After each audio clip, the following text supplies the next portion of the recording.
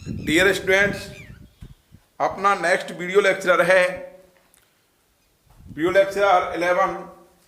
यह शेष जो हेलोफॉर्म से में क्लोरोफॉर्म रह रही है उसके ऊपर है। इसमें क्लोरोफॉर्म संश्लेषण की विधियां पढ़ेंगे, method of preparation of chloroform and it's chemical properties and use of chloroform, इसके बारे में डिस्कस करेंगे अपन इधर। उसके बाद हेलोफॉर्म में ही आयोडोफॉर्म आता है, आयोडोफॉर्म के बारे में भी स्टडी करेंगे। तो आपको अगर ये यूट्यूब चैनल पसंद आए तो इसको लाइक और सब्सक्राइब करना नहीं भूलें। मैं इसका एग्जाम्पल लेकर के चल रहा हूँ कि क्लोरोफॉर्म का संश्लेषण और कौन कौन सी विधियों से किस प्रकार से किया जाता है। तो कल आपको मैंने पूरी कंप्लीट हेलोफॉर्म की मैकेनिज्म बताई थी। तो हेलोफॉर्म की क्रिया, हेलोफॉर्म का संश्लेषण किस प्रकार से किया जाता है इसके बारे में बताया था, विशेषकर उसमें ब्रंजक चूर्ण से उसकी मैकेनिज्म बताई थी। नेक्स्ट मैकेनिज्म बता रहा हूँ, एक्सप्लेन कर रहा हूँ मैं कि क्लोरोफॉर्म का संश्लेषण या हेलोफॉर्म का संश्लेषण 2-on और 2-ol से किस प्रकार और किया जाता है। जब 2-on और 2-ol की क्रिया हेलोफॉर्म अभिक्रिया के अभिकर्मक जैसे कि NaOH प्लस H2 या क्षार OH- या H2 या NaOX के साथ क्रिया करवाई जाती है तो हेलोफॉर्म का संश्लेषण होता है और संगत सॉल्ट बनता है। तो मैं आपके लिए ब्रंजक चूर्ण वाली मैकेनिज्म बता चुका हूं। जो नेक्स्ट मैकेनिज्म है उसके बारे में स्टडी करते हैं NaOH प्लस H2 के साथ। इधर ये यहाँ पर एग्जाम्पल लिया है मैंने 2-ol का। ये इस 2-ol की क्रिया मैं कराता हूँ NaOH प्लस H2 के साथ में। तो ये इधर मिथाइल समूह वाला पार्ट है, ये हेलोफॉर्म का संश्लेषण कर लेता है और शेष बचा हुए पार्ट से अपने को संगत सॉल्ट लवण की प्राप्ति होती है। इसके अंदर जितने कार्बन होते हैं उतने ही कार्बन का अपने को कार्बोक्सिलिक अम्ल का ये सोडियम लवण बन जाता है। ये सोडियम बेंजोएट बन गया, सोडियम बेंजोएट। ये बेंजोइक एसिड का सॉल्ट है इसलिए इसको सोडियम बेंजोएट बोला है। और ये हेलोफॉर्म। अब इसकी मैकेनिज्म क्या है इसके बारे में स्टडी करते हैं। देखो मैकेनिज्म क्या है, वो इसकी मैकेनिज्म क्या होगी। ठीक, सबसे पहले NaOH ये H2 के साथ रिएक्शन करेगा और ये बनाएगा sodium hypochloride NaOX plus HX बनने वाला सोडियम, इसका नाम है सोडियम हाइपोक्लोराइड। ये सोडियम हाइपोक्लोराइड फिर फर्दर आगे 2-on को 2-ol में ऑक्सीकृत करता है। सोडियम हाइपोक्लोराइड नहीं, हाइपोहैलाइड है XHO।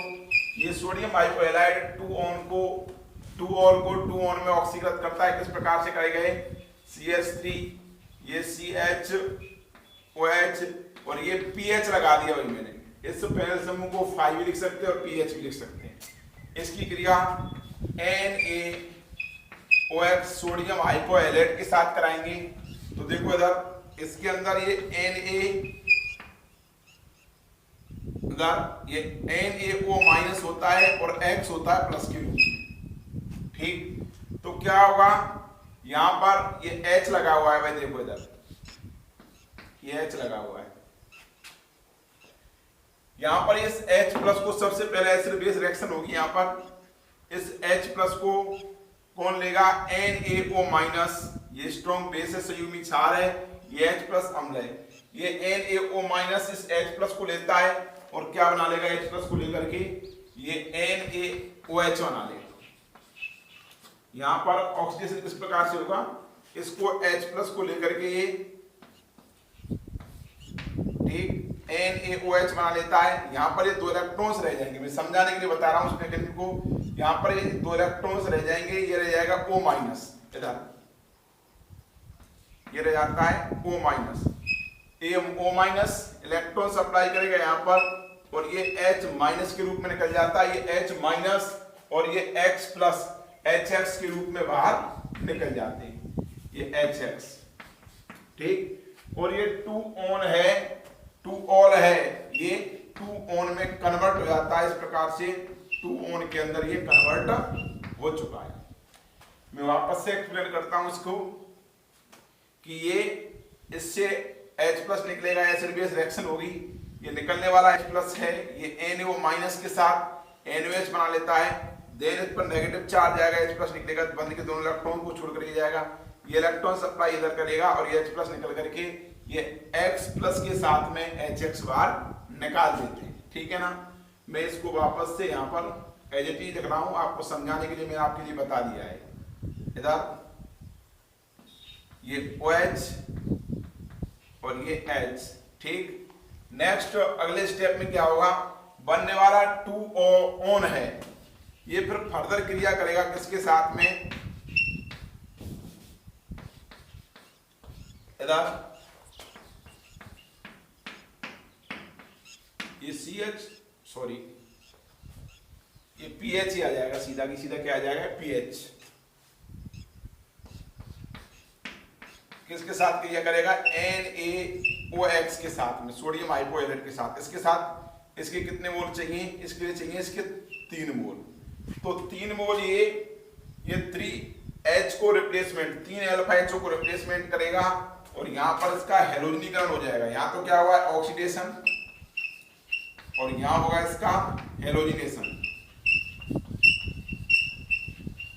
हेलोजिनेशन किस प्रकार से होगा, ये CH3 डबल बॉन्ड और ये PH ये बना लेते हैं और ये 3NaOH निकल जाएगा बाहर।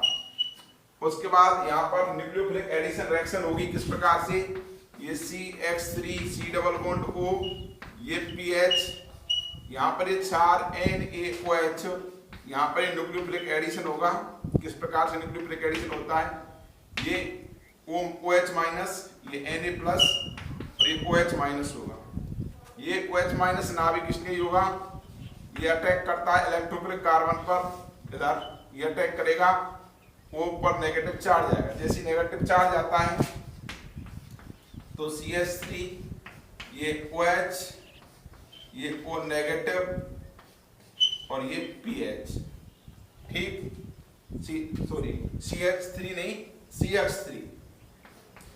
देन ये लिविंग ग्रुप हो गया, निकलने वाला समूह, ये इलेक्ट्रॉन सप्लाई इधर करेगा, ये दोनों इलेक्ट्रॉन्स को लेकर के ये CH3 माइनस बाहर निकल जाता है, ये CH3 minus plus C double bond O, ये OH और ये PH, ठीक। ये संयुग्मी क्षार कॉन्जुगेशन बेस होगा,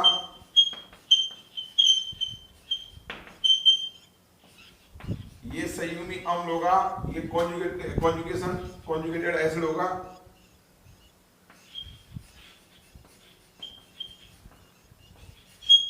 एसिड। इसके अंदर एसिड बेस रिएक्शन होगी, ये इससे H प्लस को लेगा, इससे ये H प्लस को ये ले जाता है, H प्लस को, जैसे ही H प्लस को लेगा यहाँ से, तो इधर मैं यहाँ पर लिख रहा हूं, ये CHX3 निकल जाता है बाहर, प्लस ये PH C double bond O और ये O माइनस, ये O माइनस इधर जो Na प्लस यहाँ पर निकला है, O माइनस ने अटैक किया तो Na प्लस निकला है, ये Na प्लस और ये बेंजोएट आयन, Na प्लस और बेंजोएट आयन आपस में मिलकर के सोडियम बेंजोएट का फॉर्मेशन कर लेते हैं। इस प्रकार से जब NaOH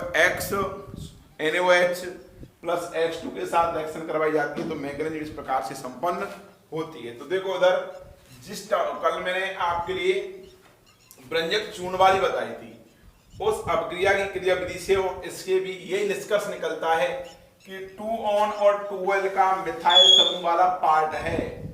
ये गौर से सुनना, इसको बहुत इंपॉर्टेंट लाइन है। 2On और 2L का मिथाइल समूह वाला पार्ट है, ये तो एरो फॉर्म का संश्लेषण करता है। बचा हुआ शेष पार्ट है, उसके अंदर जितने भी कार्बन उपस्थित होते हैं उतने ही कार्बन का अपने को कार्बोक्सिलिक अम्ल का संगत लवण बनता है, कार्बोक्सिलिक अम्ल का सिमिलर सॉल्ट बनेगा, जो भी होगा वो, ठीक। ये अपनी एलोफॉर्म अपक्रिया की कंप्लीट मैकेनिज्म समाप्त होती है। उसके बाद अपन क्लोरोफॉर्म, इसके अंदर क्लोरोफॉर्म का संश्लेषण करना है तो अपन H2 की जगह पर क्या लेंगे, यहाँ पर ये Cl2 लेंगे। ये सोडियम हाइपोहैलेट बना है, सोडियम हाइपोक्लोराइड बनेगा। आप इसको घर पर कर सकते हो। यहाँ पर CHX की तरह में CHCl3 आ जाएगा इधर, और पूरी कंप्लीट रिएक्शन ये रहेगी। यहाँ पर X की जगह Cl लेंगे तो यहाँ पर सब जगह पर क्या आ जाएगा, Cl आ जाता है। ठीक, आप इसकी मैकेनिज्म घर पर ट्राई कर सकते हो। ठीक, नेक्स्ट अपन व्यक्तिगत सदस्य में अब पढ़ रहे हैं क्लोरोफॉर्म। तो method of preparation of chloroform आगे मैं पढ़ाता हूं कि क्लोरोफॉर्म संश्लेषण की अन्य विधियां कौन कौन सी हैं, इसके बारे में अपन डिस्कस करते हैं। तो क्लोरोफॉर्म संश्लेषण की नेक्स्ट विधि है अपचयन से। किसके अपचयन से? इसका कार्बन टेट्राक्लोराइड का अपचयन अपन इसके साथ करते हैं, इस आंशिक अपचयन करते हैं कार्बन टेट्राक्लोराइड का, तो अपने को क्लोरोफॉर्म का संश्लेषण होता है। इधर ये लिया अपन ने CCl4, इसका अपचयन अपन लोहा और भाप के साथ कराते हैं, तो अपने को इधर ये क्लोरोफॉर्म ClCl3 की प्राप्ति होती है और ये HCl निकल जाता है बाहर। जब कार्बन टेट्राक्लोराइड का अपचयन लोहा एवं भाप के मिश्रण के साथ किया जाता है तो क्लोरोफॉर्म का संश्लेषण होता है और HCl का फॉर्मेशन होता है। बाय प्रोडक्ट के रूप में अपने को HCl की प्राप्ति होती है। इसका आंशिक अपचयन क्या आता है, CCl3 का। नेक्स्ट रिएक्शन क्लोरोफॉर्म संश्लेषण की अगली रिएक्शन आती है क्लोरल हाइड्रेट के क्षारीय जलापटन से। क्लोरल हाइड्रेट के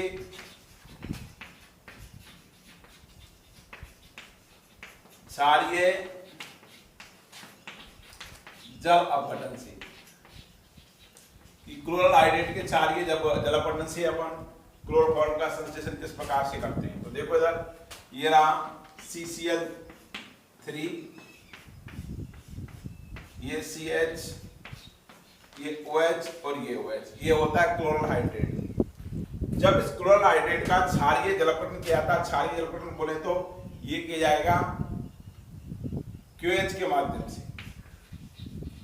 ठीक, क्षारीय एक्वस KOH ले लेते हैं, जलीय KOH ले लेते हैं, तो अपने को इसकी क्लोरोफॉर्म की प्राप्ति होती है, CHCl3 की प्राप्ति होती है और साथ ही साथ ये फॉर्मिक एसिड बनता है HCOO, H फॉर्मिक एसिड का संश्लेषण होता है। ठीक, मैं एक्सप्लेन करता हूं कि इधर यह क्रिया किस प्रकार से संपन्न होगी। तो इसमें ये इसका नाम है क्लोरल हाइड्रेट। आपको ये पता होगा, मैंने कई बार बताया है कि एक कार्बन पर 2 OH क्या होते हैं, अस्थायी होते हैं, या जब तक इसके अंदर कोई ड्राइविंग फोर्स नहीं हो तब तक। जब एक कार्बन पर 2 OH अस्थायी होंगे, लेकिन क्लोरल हाइड्रेट के अंदर एक कार्बन पर 2 OH उपस्थित हैं, इसका मतलब क्या है कि क्लोरल हाइड्रेट के अंदर एक कार्बन पर 2 OH किस प्रकार से उपस्थित हैं। तो मैं इसको एक्सप्लेन करता हूं कि क्लोरल हाइड्रेट के अंदर एक कार्बन पर 2 OH हैं, तो इसमें एक बंध पाया जाता है, इसको बोलते हैं अंतरा अणु का हाइड्रोजन बॉन्डिंग। अंतर अणु हाइड्रोजन बॉन्डिंग देखने को मिलती है इसके अंदर। तो क्लोरल हाइड्रेट के अंदर अच्छी खासी अंतर अणु हाइड्रोजन बॉन्डिंग मिलती है।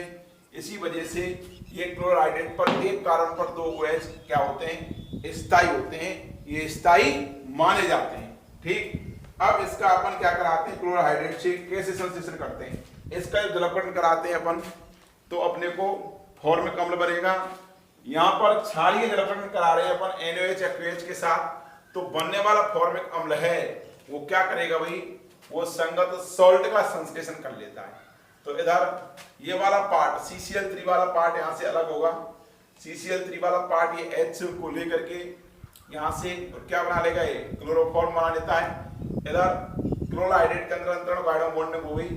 ये वाला पार्ट है, इसमें एक कार्बन है, संगत सॉल्ट बनेगा, बॉन्ड यहाँ से ब्रेक होगा, तो ये फॉर्मिक अम्ल बन गया। फॉर्मिक अम्ल का सॉल्ट क्या बन जाएगा, ये सोडियम पोटेशियम लिया तो पोटेशियम फॉर्मेट बन जाता है और साथ ही साथ H2 निकल जाएगा बाहर। अर्थात जब क्लोरल हाइड्रेट का क्षारीय जल अपघटन कराते हैं, ये कराते हैं जल अपघटन कराते हैं, तो क्लोरोफॉर्म बनता है और इधर इसका संगत लवण बनता है और जल का निष्कासन होता है। ये रिएक्शन संपन्न हो गई। देन अपन जब क्लोरल का, ये क्लोरल है, अगली है क्लोरल से, जब ये क्लोरल है, इसका नाम है क्लोरल ये क्लोरल कहीं पर बना था क्या? ये क्लोरल बनता है इधर जब अपन एसिड एल्डिहाइड से रिएक्शन कराएं। तो एसिड एल्डिहाइड की रिएक्शन यदि अपन NaOH और Cl2 के साथ कराते हैं तो अभिक्रिया की मैकेनिज्म के दौरान क्लोरल बनता है। तो क्लोरल का अपन NaOH के साथ रिएक्शन कराते हैं तो अपने को NaOH के साथ रिएक्शन कराने पर जल अपघटन, मतलब क्लोरल का भी जल अपघटन, क्षारीय जल अपघटन कराने पर, जल अपघटन कराने पर क्लोरल का, ये तो क्लोरल हाइड्रेट है, और क्लोरल का जब क्षारीय जल अपघटन कराते हैं तो अपने को क्लोरोफॉर्म CH Cl3 बनेगा। और इधर ये इसका एक कार्बन है तो यहाँ पर एक कार्बन का लवण CO माइनस और ये Na प्लस। इसकी मैकेनिज्म मैंने बताई है, यहाँ पर OH माइनस अटैक करेगा, ये इलेक्ट्रॉन्स यहाँ पर सप्लाई होंगे। इधर मैं मैकेनिज्म वापस से बता देता हूँ, ये OH माइनस यहाँ पर अटैक करेगा, इलेक्ट्रॉन्स यहाँ पर सप्लाई होंगे, तो ये CCl3 CO माइनस और ये H और ये OH ने अटैक किया है, ये इलेक्ट्रॉन सप्लाई यहाँ पर करेगा, ये दोनों इलेक्ट्रॉन लेकर के CCl3 माइनस बाहर निकल जाएगा, ये CCl3 माइनस प्लस ये फॉर्म का बन गया COOH और ये H, ये इससे एक H प्लस देगा और देन अपने को इसका संश्लेषण आता है क्लोरोफॉर्म का, और ये फॉर्मेट आयन बनेगा। फॉर्मेट आयन इस NaOH से Na प्लस देकर के यहाँ पर Na प्लस निकला है ना, उस Na प्लस के साथ में ये फॉर्मेट आयन ये सोडियम फॉर्मेट बना लेता है। तो अपन जो क्लोरल बना है ना, जब अपन एसिड एल्डिहाइड से रिएक्शन चालू करेंगे या एथिल अल्कोहल से चालू करते हैं तो एथिल अल्कोहल पहले एथिल अल्कोहल है वो एसिड एल्डिहाइड में कन्वर्ट होगा बाय ऑक्सीडेशन, उसके बाद बनने वाला एसिड एल्डिहाइड है वो क्लोरीनीकरण होगा उसका, तो क्या बनेगा? क्लोरल बनेगा, और जब क्लोरल का क्षारीय अपघटन कराते हैं तो क्लोरोफॉर्म का संश्लेषण होता है। इस प्रकार से क्लोरल हाइड्रेट के क्षारीय जल अपघटन से और क्लोरल के क्षारीय जल अपघटन से भी अपन क्लोरोफॉर्म का संश्लेषण कर लेते हैं। नेक्स्ट इसमें क्लोरोफॉर्म का संश्लेषण की अगली विधि कौन सी आती है कि किससे क्लोरोफॉर्म का संश्लेषण किया जाए, तो इसके बारे में अपन स्टडी करते हैं कि क्लोरोफॉर्म संश्लेषण की अगली विधि क्या है। तो क्लोरोफॉर्म संश्लेषण की अगली विधि है हाइड्रोकार्बनों से, संतृप्त हाइड्रोकार्बनों से।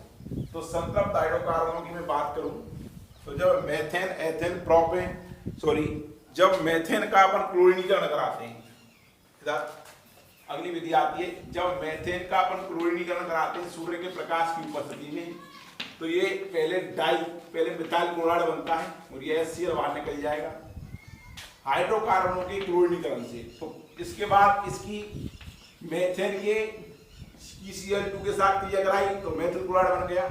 अब वापस से इसको Cl2 और सनलाइट दे दे, ये HCl बाहर निकल जाता है और ये डाइक्लोरोमेथेन प्राप्ति हो जाती है। बनने वाला डाइक्लोरोमेथेन है Cl2 और H के साथ फिर क्रिया करेगा, HCl बाहर निकल जाता है, ये C क्लोरोफॉर्म बन जाएगा, CH Cl3 बन जाता है।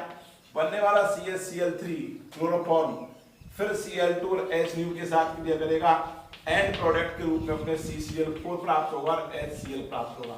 तो इसमें बहुत सारे मेथेन की क्लोरीनीकरण कराने पर अपने को बीच में क्लोरोफॉर्म जरूर बनता है, तो इसमें बहुत सारे मोनोक्लोरो, डाइक्लोरो, ट्राइक्लोरो, टेट्राक्लोरो उत्पादों की प्राप्ति होती है, जिनको कि भापीय आसवन विधि के द्वारा आसवन विधि के द्वारा आंशिक आसवन विधि के द्वारा अलग किया जाता है। तो इस प्रकार से ये क्लोरोफॉर्म संश्लेषण का सबसे खराब मेथड माना जाता है। ठीक, देन इसका क्लोरोफॉर्म संश्लेषण की एक आती है प्रयोगशाला विधि, laboratory method of chloroform synthesis. ये इंपॉर्टेंट मानी जाती है, मैं इसको बता रहा हूं लेबोरेटरी के अंदर क्लोरोफॉर्म का संश्लेषण किस प्रकार से किया जाता है। तो मैं यहां पर लिख रहा हूं लेबोरेटरी मेथड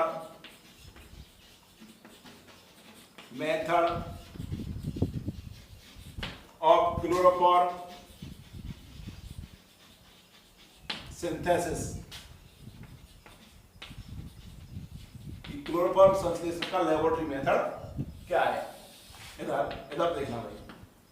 सबसे पहले अपन ये एक प्रयोगशाला चित्र बना रहा हूं, डायग्राम। ये अपन एक 500 ml का गोल पेंदे का फ्लास्क लेते हैं। इधर ये 500 ml का अपन गोल पेंदे का फ्लास्क लिया, ठीक। इस फ्लास्क के अंदर एक थ्रिसल कीप लगा देते हैं और एक इसके एक कॉर्क लगाएंगे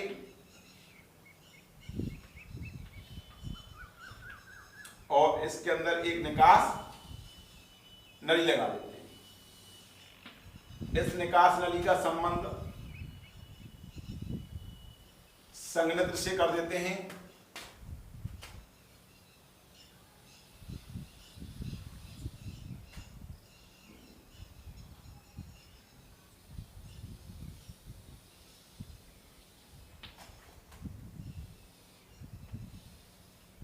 ये निकास नली है। इस निकास नली में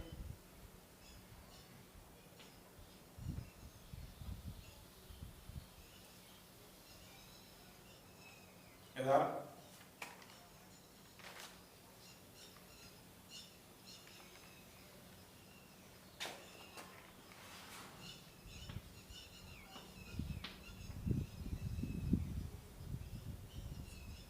ये संगत लगा दिया। इसके अंदर से एक तरफ से जल प्रवेश करता है H2 और इधर से जल निष्कासित होता है। ये जल प्रवेश करता है एक तरफ से और जल एक तरफ से जल निष्कासित होता है। ठीक, देखो चित्रानुसार ये चित्र बनाया है मैंने। इसमें एक गोल पेंदे का फ्लास्क है 500 ml का। 500 ml का ये गोल पेंदे का फ्लास्क है। इस 500 ml के गोल पेंदे की फ्लास्क के अंदर चित्रानुसार 500 ml के गोल पेंदे के फ्लास्क में ये 200 ग्राम रंजक चूर्ण लेते हैं, 200 ml पानी लेते हैं और 25 ml एथिल अल्कोहल या एसीटोन लेते हैं और इसको बालू उष्मक पर रख देते हैं और इधर नीचे स्पिरिट लैंप लगा देते हैं और इस गोल पेंदे के फ्लास्क का संबंध निकास नली और निकास नली का संबंध संघनित्र से और संघनित्र से निकलने वाली निकास नली का संबंध ग्राही पात्र से कर दिया जाता है। यह है ग्राही पात्र और ग्राही पात्र जल से भरा हुआ होता है। ठीक, अब इसको धीरे धीरे से बाल उष्मक पर रखे हुए गोल पेंदे के फ्लास्क को धीरे धीरे से गर्म करते हैं। गर्म करते हैं तो इसमें क्लोरोफॉर्म की वाष्प बनने लगती है और जो क्लोरोफॉर्म की वाष्प बनने लगती है वो वाष्प संघनित्र से निकास नली में से गुजरती है और निकास नली में से गुजरने पर इस संघनित्र के जल के संपर्क में आने पर इधर संघनित्र के जल के संपर्क में आने पर ये वाष्प क्लोरोफॉर्म की वाष्प ये द्रव अवस्था में परिवर्तित हो जाती है जिसको कि जल से भरे हुए ग्राही पात्र के अंदर एकत्रित किया जाता है।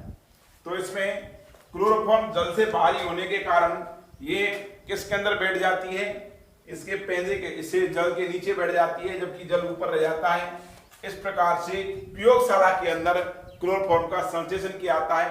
अब प्राप्त होने वाली क्लोरोफॉर्म को जो इसमें जो प्राप्त हुई क्लोरोफॉर्म को इसको तनु NaOH से धोकर के तनु NaOH से धोते हैं।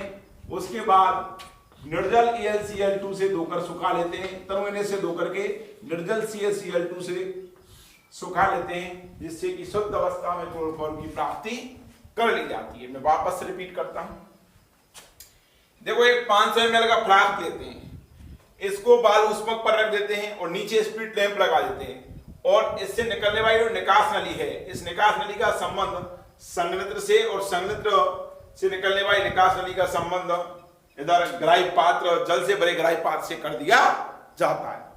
अब चित्रानुसार इसमें क्या होंगे कि इसमें जो चित्र बना लिया इसमें चित्रानुसार गोल पेंदे के फ्लास्क में 500 ml जल लेकर के 500 ml की गोल पेंदे के फ्लास्क में 100 ग्राम रंजक चूर्ण इधर 200 ml जल और 25 ml एथिल अल्कोहल या एसीटोन लेकर के इसको बाल उष्मक पर रखकर गर्म करते हैं।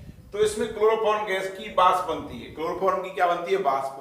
निकलने वाली क्लोरोफॉर्म की वाष्प जब संघनित्र के जो जल है इसके संपर्क में आती है तो ये द्रव अवस्था में कन्वर्ट हो जाती है जिसको कि जल से भरे ग्राही पात्र के अंदर एकत्रित कर लिया जाता है। तो क्लोरोफॉर्म जल से भारी होने की वजह से ये जल के नीचे एकत्रित हो जाती है। इस प्रकार प्राप्त क्लोरोफॉर्म को तनु NaOH से धोकर के निर्जल AlCl2 से सुखा लिया जाता है और शुद्ध अवस्था के अंदर क्लोरोफॉर्म की प्राप्ति कर ली जाती है। ये इसका प्रयोगशाला चित्र है। तो कई बार पूछा जाता है कि प्रयोगशाला के अंदर, लेबोरेटरी के अंदर क्लोरोफॉर्म का संश्लेषण किस प्रकार से किया जाता है। तो लेबोरेटरी के अंदर क्लोरोफॉर्म का संश्लेषण मैं आपके लिए बता चुका हूं। इसके बाद इसकी केमिकल रिएक्शन आती है लेबोरेटरी के अंदर। तो ये एथिल अल्कोहल लिया CH3CHOH और ये H, इसकी क्रिया जो अपन NaOH व्यंजक चूर्ण के साथ करा रहे हैं CaCl2 और जल के साथ करा रहे हैं। तो आपको मैंने बताया था ये मेथिल समूह वाला पार्ट, तो ये तो हेलोफॉर्म बनाता है, CHCl3 बनाता है, और बचा हुआ शेष वाला पार्ट है इधर, ये शेष बचा हुआ पार्ट है ये वाला किसमें कन्वर्ट हो जाएगा, इसके संगत सोडियम लवण में, सॉरी कैल्शियम लवण में। तो कैल्शियम कार्बोक्सिल, कैल्शियम फॉर्मेट अलग हो जाता है। ये इसकी प्रयोगशाला समीकरण है, ठीक है ना, केमिकल रिएक्शन है इसकी, ठीक। तो इसकी मैकेनिज्म भी आप लिख सकते हैं, मैं बता चुका हूं। तो ये इसका लेबोरेटरी मेथड होता है। ये कई बार चित्र पूछ लिया था, तो बिफोर लास्ट ईयर, इससे नहीं, before last year chloroform synthesis की बनाने की लेबोरेटरी मेथड का ये चित्र पूछा था भाई, ठीक है ना, RBSc के अंदर। इस बार भी पूछ सकता है, तो आपको चित्र इसको याद कर लेना। नेक्स्ट, क्लोरोफॉर्म के बनाने की विधियां तो संपूर्ण होती हैं, लेबोरेटरी मेथड भी हो गया। उसके बाद आते हैं क्लोरोफॉर्म के भौतिक गुणधर्म। तो देखो क्लोरोफॉर्म एक यह क्लोरोफॉर्म वाष्पशील द्रव होती है, यह इसके मधुकर गंध युक्त द्रव होती है, इसके सूंघने पर बेहोशी हो जाती है, इसलिए इसका निश्चेतक के रूप में प्रयोग किया जाता है। ये जल में आंशिक विलय एवं कार्बनिक विलायक जैसे कि एथिल अल्कोहल एवं एसीटोन में पूर्णतः विलय होती है। कार्बनिक विलायकों के अंदर पूर्णतः विलय होती है, जबकि जल में आंशिक अविलय होती है। यह क्लोरोफॉर्म रंगीन मीठी गंध वाला द्रव होता है, ठीक है ना। इसके बाद इसके इधर इसकी केमिकल प्रॉपर्टी लेबोरेटरी में तब तो इसका पूरा होता है। देन इसकी केमिकल प्रॉपर्टीज आती है। मैं तो केमिकल प्रॉपर्टीज में पहला मैं बता रहा हूं इसका क्लोरोफॉर्म की शुद्धता का परीक्षण, ऑक्सीकरण बता देता हूं मैं इसमें।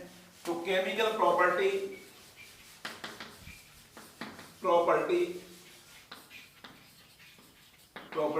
ऑफ क्लोरोफॉर्म ClCl3, इसमें पहला इसका ऑक्सीडेशन लेता हूं, ऑक्सीकरण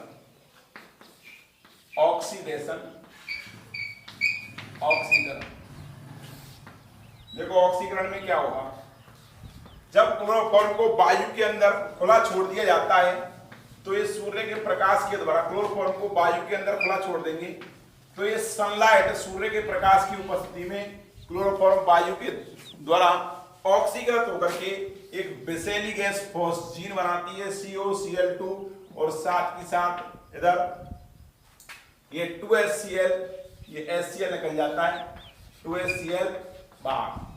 ये 2 मोल लूंगा मैं, क्लोरोफॉर्म 2 मोल लूंगा, तो इधर ये विषैली गैस फॉस्जीन बनती है। फॉस्जीन की स्ट्रक्चर ये होती है C डबल बॉन्ड O, ये Cl, इधर इसको बोलते हैं अपन फॉस्जीन। ये विषैली गैस फॉस्जीन होती है। इसका रासायनिक नाम कार्बन मोनोक्लोराइड भी होता है। क्या होता है? कार्बन मोनोक्लोराइड फॉस्जीन का रासायनिक नाम होता है। तो इसको क्लोरोफॉर्म को वायु के अंदर खुला छोड़ने पर सूर्य के प्रकाश की उपस्थिति में ऑक्सीकृत होकर, सूर्य के प्रकाश या कोई लाइट से ऑक्सीकृत होकर के ये विषैली गैस फॉस्जीन बनाती है, और बाई प्रोडक्ट के रूप में HCl निकलता है बाहर। तो कई बार प्रश्न आता है, पूर्व में पूछा गया है, क्लोरोफॉर्म को कभी भी अपन रखते हैं तो शुद्ध क्लोरोफॉर्म के अंदर HCl नहीं बनता है, जबकि अशुद्ध क्लोरोफॉर्म, अगर क्लोरोफॉर्म के अंदर इम्प्योरिटी होती है तो उसके अंदर HCl पाया जाता है। तो क्लोरोफॉर्म को अगर ऑक्सीकृत होने से बचाना है अपने को, तो इसको कलर्ड बोतल के अंदर, रंगीन कांच की बोतल के अंदर, जो कांच की बोतल होती है ना, रंगीन कलरफुल कांच की बोतल के अंदर, तो उसका जो माउथ है कांच की बोतल का, उसको कंप्लीटली माउथ के मुंह तक भर करके उसको एयर टाइट, माउथ को एयर टाइट करके, सीलबंद करके इस प्रकार से रखा जाता है अंधेरे कमरे के अंदर, जिससे कि उसके अंदर वायु, इस ढक्कन को इस प्रकार से बंद किया जाता है बोतल के को, कि उसके अंदर वायु प्रवेशित नहीं हो पाए, और वायु उसके अंदर, जिस टाइम पर अपन ढक्कन को क्लोज किया तो उसके अंदर वायु शेष नहीं रहे, और उसके अंदर सूर्य का प्रकाश प्रवेशित नहीं हो पाए, तो उसको अंधेरे कमरे के अंदर रखते हैं, जिससे कि क्लोरोफॉर्म का ऑक्सीकरण नहीं होता है। तो क्लोरोफॉर्म को ऑक्सीकृत होने से बचाने के लिए अपन कांच की रंगीन बोतलों के अंदर उसके मुंह तक भर के एयर टाइट इस प्रकार से करते हैं कि उसके अंदर वायु प्रवेशित नहीं हो पाए और उसके अंदर वायु मौजूद नहीं रहे, उसको अंधेरे कमरे में रख देते हैं जिससे कि क्लोरोफॉर्म ऑक्सीकृत नहीं होता है। ठीक, इसके बाद इसका ऑक्सीकृत होने से बचा लिया अपन ने। यदि अशुद्ध क्लोरोफॉर्म के अंदर क्या पाया जाता है, अशुद्ध क्लोरोफॉर्म के अंदर HCl पाया जाता है, तो कई बार अपन इसको निश्चेतक के रूप में उपयोग करते हैं, बेहोशी के रूप में। आज से एट प्रेजेंट निश्चेतक के रूप में इधर ईथर की वाष्प का, डाइएथिल ईथर की वाष्प का प्रयोग किया जाता है। इससे पूर्व में क्लोरोफॉर्म को निश्चेतक के रूप में प्रयोग किया जाता है, बेहोशी के रूप में। तो पेशेंट को जब अपन क्लोरोफॉर्म देते हैं तो इससे पूर्व उसकी शुद्धता का परीक्षण किया जाता है कि वास्तव में क्लोरोफॉर्म प्योर है या इम्प्योर है। इसके लिए क्या करते हैं कि शुद्ध क्लोरोफॉर्म के अंदर, प्योर क्लोरोफॉर्म CH-Cl3 के अंदर जब AgNO3 मिलाया जाता है तो कोई भी रिएक्शन नहीं होती है, नो रिएक्शन। क्यों? क्योंकि इसके अंदर शुद्ध क्लोरोफॉर्म AgNO3 के साथ कोई क्रिया नहीं करती है। लेकिन जब अशुद्ध क्लोरोफॉर्म की क्रिया AgNO3 के साथ कराई जाती है तो अशुद्ध क्लोरोफॉर्म के अंदर HCl उपस्थित होता है, जो कि AgNO3 के साथ क्रिया करके ये AgCl का वाइट PPT देता है, WHIT वाइट PPT देता है, श्वेत अवक्षेप प्राप्त होता है, जिससे कि क्लोरोफॉर्म की शुद्धता का परीक्षण किया जाता है। इससे पता लगता है कि क्लोरोफॉर्म, यदि AgNO3 क्लोरोफॉर्म के अंदर डालने पर वाइट PPT आता है, इसका मतलब क्या है, क्लोरोफॉर्म के अंदर HCl की इम्प्योरिटी है, अशुद्धि है। तो इधर क्लोरोफॉर्म की शुद्धता का परीक्षण इस प्रकार से AgNO3 के द्वारा कर लिया जाता है कि प्योर क्लोरोफॉर्म AgNO3 के साथ कोई क्रिया नहीं करता है, जबकि अशुद्ध क्लोरोफॉर्म AgNO3 के साथ क्रिया करके AgCl का वाइट PPT देता है। ये इस वजह से आता है क्योंकि उसके अंदर अशुद्ध क्लोरोफॉर्म के अंदर HCl मौजूद होता है। अशुद्ध क्लोरोफॉर्म का हुआ क्योंकि क्लोरोफॉर्म ऑक्सीकृत हो जाता है और ऑक्सीकृत होकर के विषैली गैस फॉस्फीन बना लेता है और HCl उसके अंदर उपस्थित होता है। इसी वजह से ये क्लोरोफॉर्म अशुद्ध क्लोरोफॉर्म मानी जाती है। तो कई बार इसकी परीक्षण आता है कि क्लोरोफॉर्म की शुद्धता का परीक्षण किस प्रकार से करते हैं। ये इसका ऑक्सीडेशन होता है क्लोरोफॉर्म का कंप्लीटली। उसके बाद इसका आता है क्लोरोफॉर्म का अपन कराते हैं इसका अपचयन। तो इसका अपचयन किस प्रकार से कराते हैं इसके बारे में मैं आपके लिए बताता हूं। तो इससे पहले अपचयन कराने से पहले मैं आपको ये बता दूं कि क्लोरोफॉर्म जो ये बनती है, ये क्लोरोफॉर्म के ऑक्सीकरण से, और अपचयन से पहले बता रहा हूं मैं कि जो इसका क्लोरोफॉर्म का ऑक्सीकरण होता है तो जो फॉस्फीन गैस बनती है, मैंने अभी लिखा था ना कि ये क्लोरोफॉर्म और इसका अपन ने ऑक्सीकरण कराया, इधर सनलाइट की प्रेजेंस में इसका ऑक्सीकरण होगा, 2 मोल क्लोरोफॉर्म ले रहा हूं तो ये विषैली गैस फॉस्फीन बनती है, COCl2 plus HCl2HCl by product के रूप में बनता। अब ये विषैली गैस फॉस्फीन है, इसके अंदर इसकी ये होती है विषाक्त प्रवृत्ति की फॉस्फीन, ये विषैली गैस फॉस्फीन बनती है, ये होती है विषाक्त प्रवृत्ति की।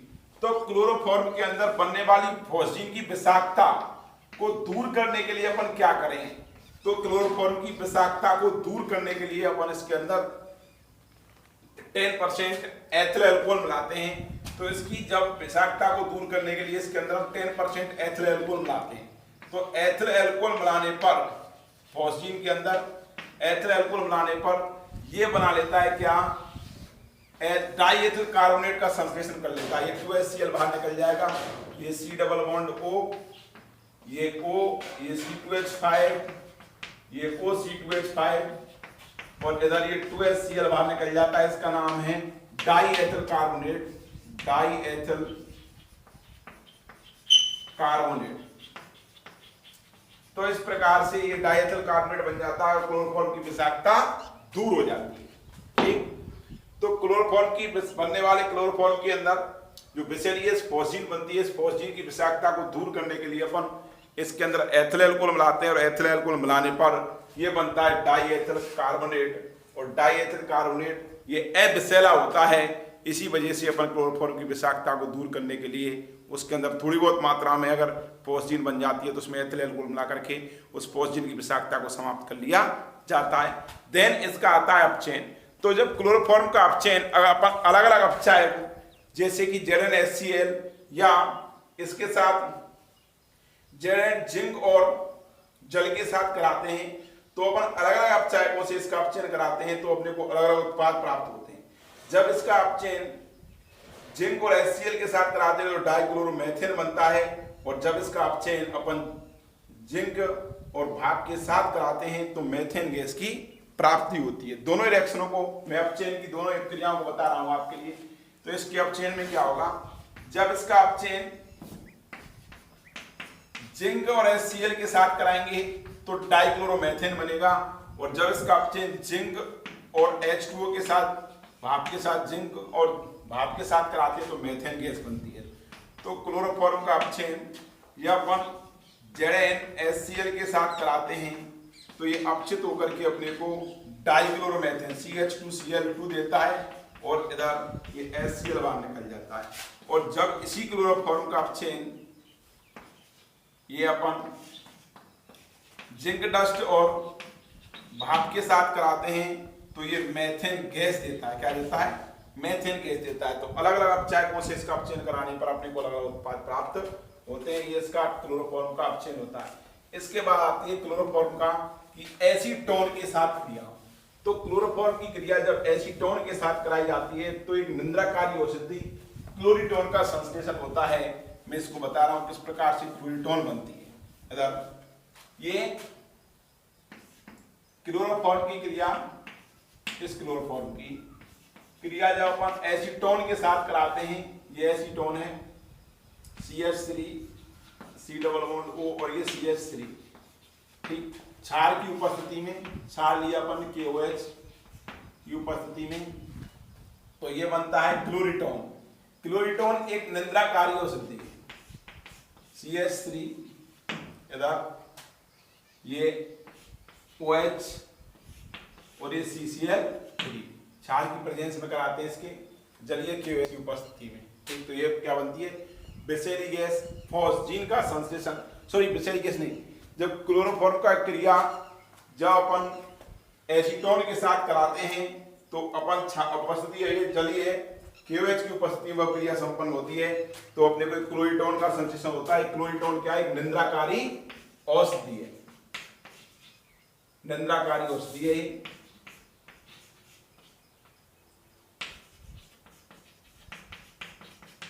देखो ये किस प्रकार से बनती है इसको बता रहा हूं। क्लोरीटोन किस प्रकार से बनती है, इसका नाम है क्लोरीटोन।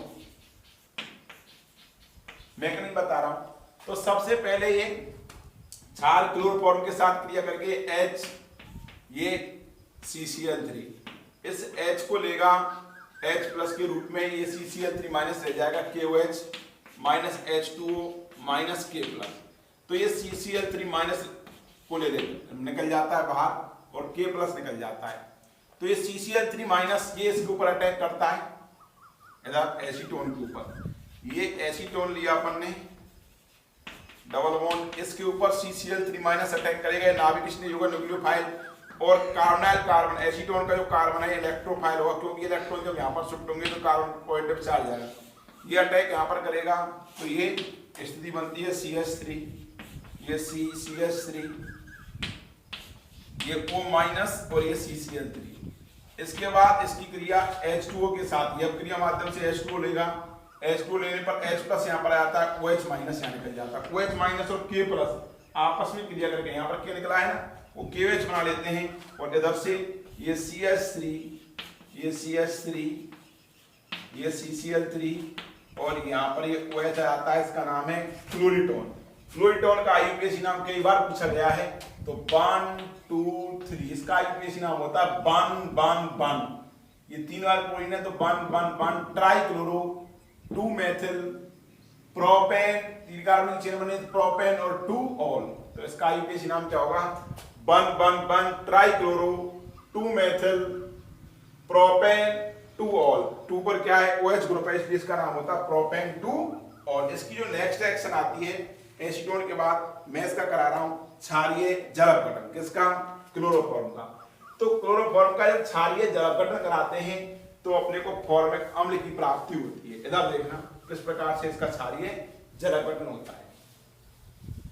तो क्लोरोफॉर्म का जब क्षारीय जल अपघटन कराते हैं तो अपने को किसकी प्राप्ति होगी?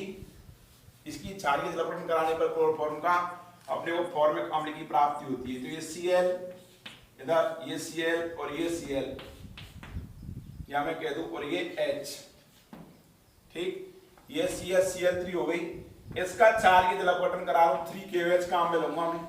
जब 3KOH काम में लेता हूं तो ये तीनों की तीनों Cl ये OH से रिप्लेट हो जाएंगी और 3KCl बाहर निकल जाता है, और इस कार्बन पर ये OH, ये OH और ये OH और ये H, और एक कार्बन पर 2 से अधिक OH क्या होते हैं, ऐसा ये वाटर मॉलिक्यूल बाहर निकाल देंगे, -H2, इधर C, इधर ये OH डबल बॉन्ड O और ये H, ये बन जाता है फॉर्मिक एसिड। तो फॉर्मिक एसिड का क्या होता है, संश्लेषण। तो क्लोरोफॉर्म का अपन क्षारीय जलावटन कराते हैं तो फॉर्मिक एसिड का संश्लेषण होता है। देन इसकी नेक्स्ट रिएक्शन आती है कि क्लोरोफॉर्म की से क्लोरोपिक्रिन का संश्लेषण। इधर क्लोरोफॉर्म से क्लोरोपिक्रिन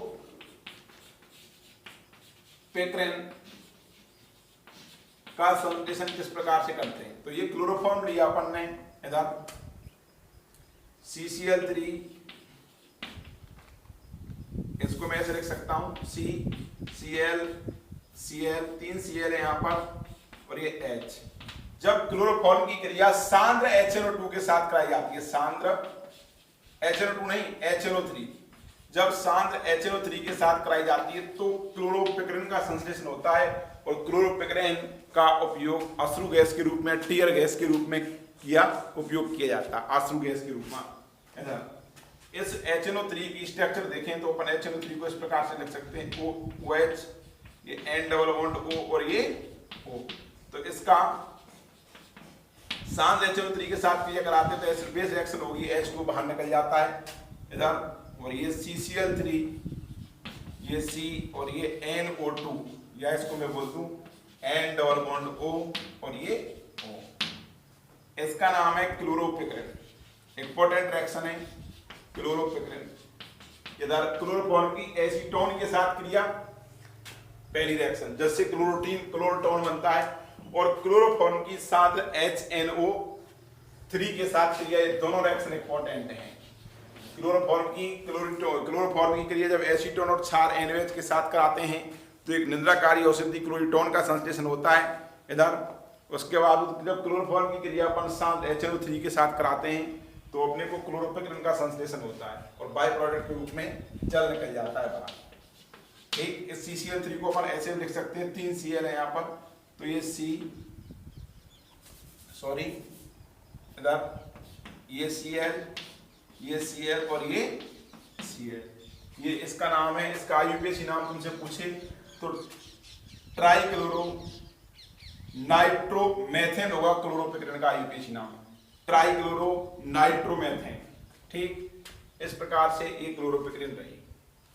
नेक्स्ट क्लोरोपिक्रिन का संश्लेषण हो गया, उसके बाद में आती है इसकी क्लोरोफॉर्म की सिल्वर धातु के साथ क्रिया। जब क्लोरोफॉर्म की क्रिया सिल्वर धातु के साथ कराई जाती है तो एसिटिलीन गैस का संश्लेषण होता है। मैं बता रहा हूं यहाँ पर किस प्रकार से होगा। तो क्लोरोफॉर्म के यहाँ पर 2 मोल प्रयुक्त होते हैं, CH plus Ag plus Cl3 और ये CH। बात एक ये CH Cl3 में या Cl3CH, इसके 6 मोल, ये 6 AgCl निकल जाते हैं बाहर, और अपने को C triple bond CH plus 6 AgCl। तो जब क्लोरोफॉर्म की क्रिया सिल्वर धातु के साथ कराते हैं तो एसीटोन का संश्लेषण, एसिटिलीन का संश्लेषण होता है, एसिटिलीन या एथाइन। ठीक, और बाय प्रोडक्ट के रूप में 6 AgCl बाहर निकल जाते हैं, 2 मोल क्लोरोफॉर्म काम आती है। देन इसकी नेक्स्ट रिएक्शन है, बहुत इंपॉर्टेंट रिएक्शन मानी जाती है कि इसकी जब क्लोरोफॉर्म की राइमर-टीमान अपक्रिया, बहुत अच्छी रिएक्शन है, इसको याद रखना। जब क्लोरोफॉर्म की क्रिया फिनॉल के साथ, राइमर-टीमान रिएक्शन है, राइमर-टीमान रिएक्शन, इसकी है क्लोरोफॉर्म की। जब क्लोरोफॉर्म की क्रिया फिनॉल के साथ,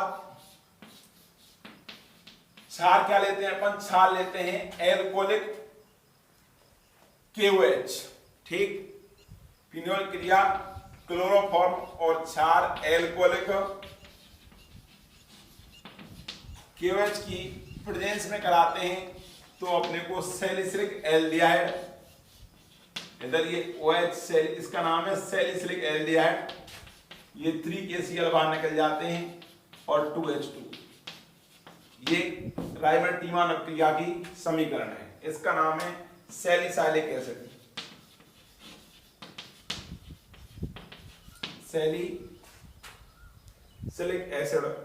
सैलिसिलिक एसिड का संश्लेषण होता है या मुख्य उत्पाद के रूप में सैलिसिलिक एसिड इसलिए बनता है क्योंकि सैलिसिलिक एसिड के अंदर, मैं बता रहा हूं यहां पर, ये OH, ये C डबल बॉन्ड O और ये H, तो इसके अंदर अंतः अणु हाइड्रोजन बॉन्डिंग में देखने को मिलती है। सैलिसिलिक एसिड के अंदर अंतः अणु हाइड्रोजन बॉन्डिंग पाई जाती है। तो मुख्य उत्पाद के रूप में अपने को ऑर्थो हाइड्रोक्सी बेंजोएल्डिहाइड भी बोल सकते हैं इसको, ऑर्थो हाइड्रोक्सी बेंजोएल्डिहाइड, ठीक है, ये प्राप्त होता है।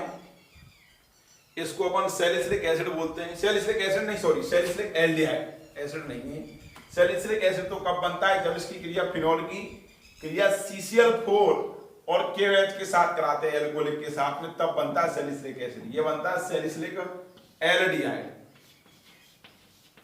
ये सैलिसिलिक एल्डिहाइड बनता है, ठीक। और सैलिसिलिक एल्डिहाइड को अपन बोलते हैं ऑर्थो हाइड्रोक्सी बेंजोएल्डिहाइड, सामान्य नाम, इसका सामान्य नाम सैलिसिलिक एल्डिहाइड भी है, ठीक।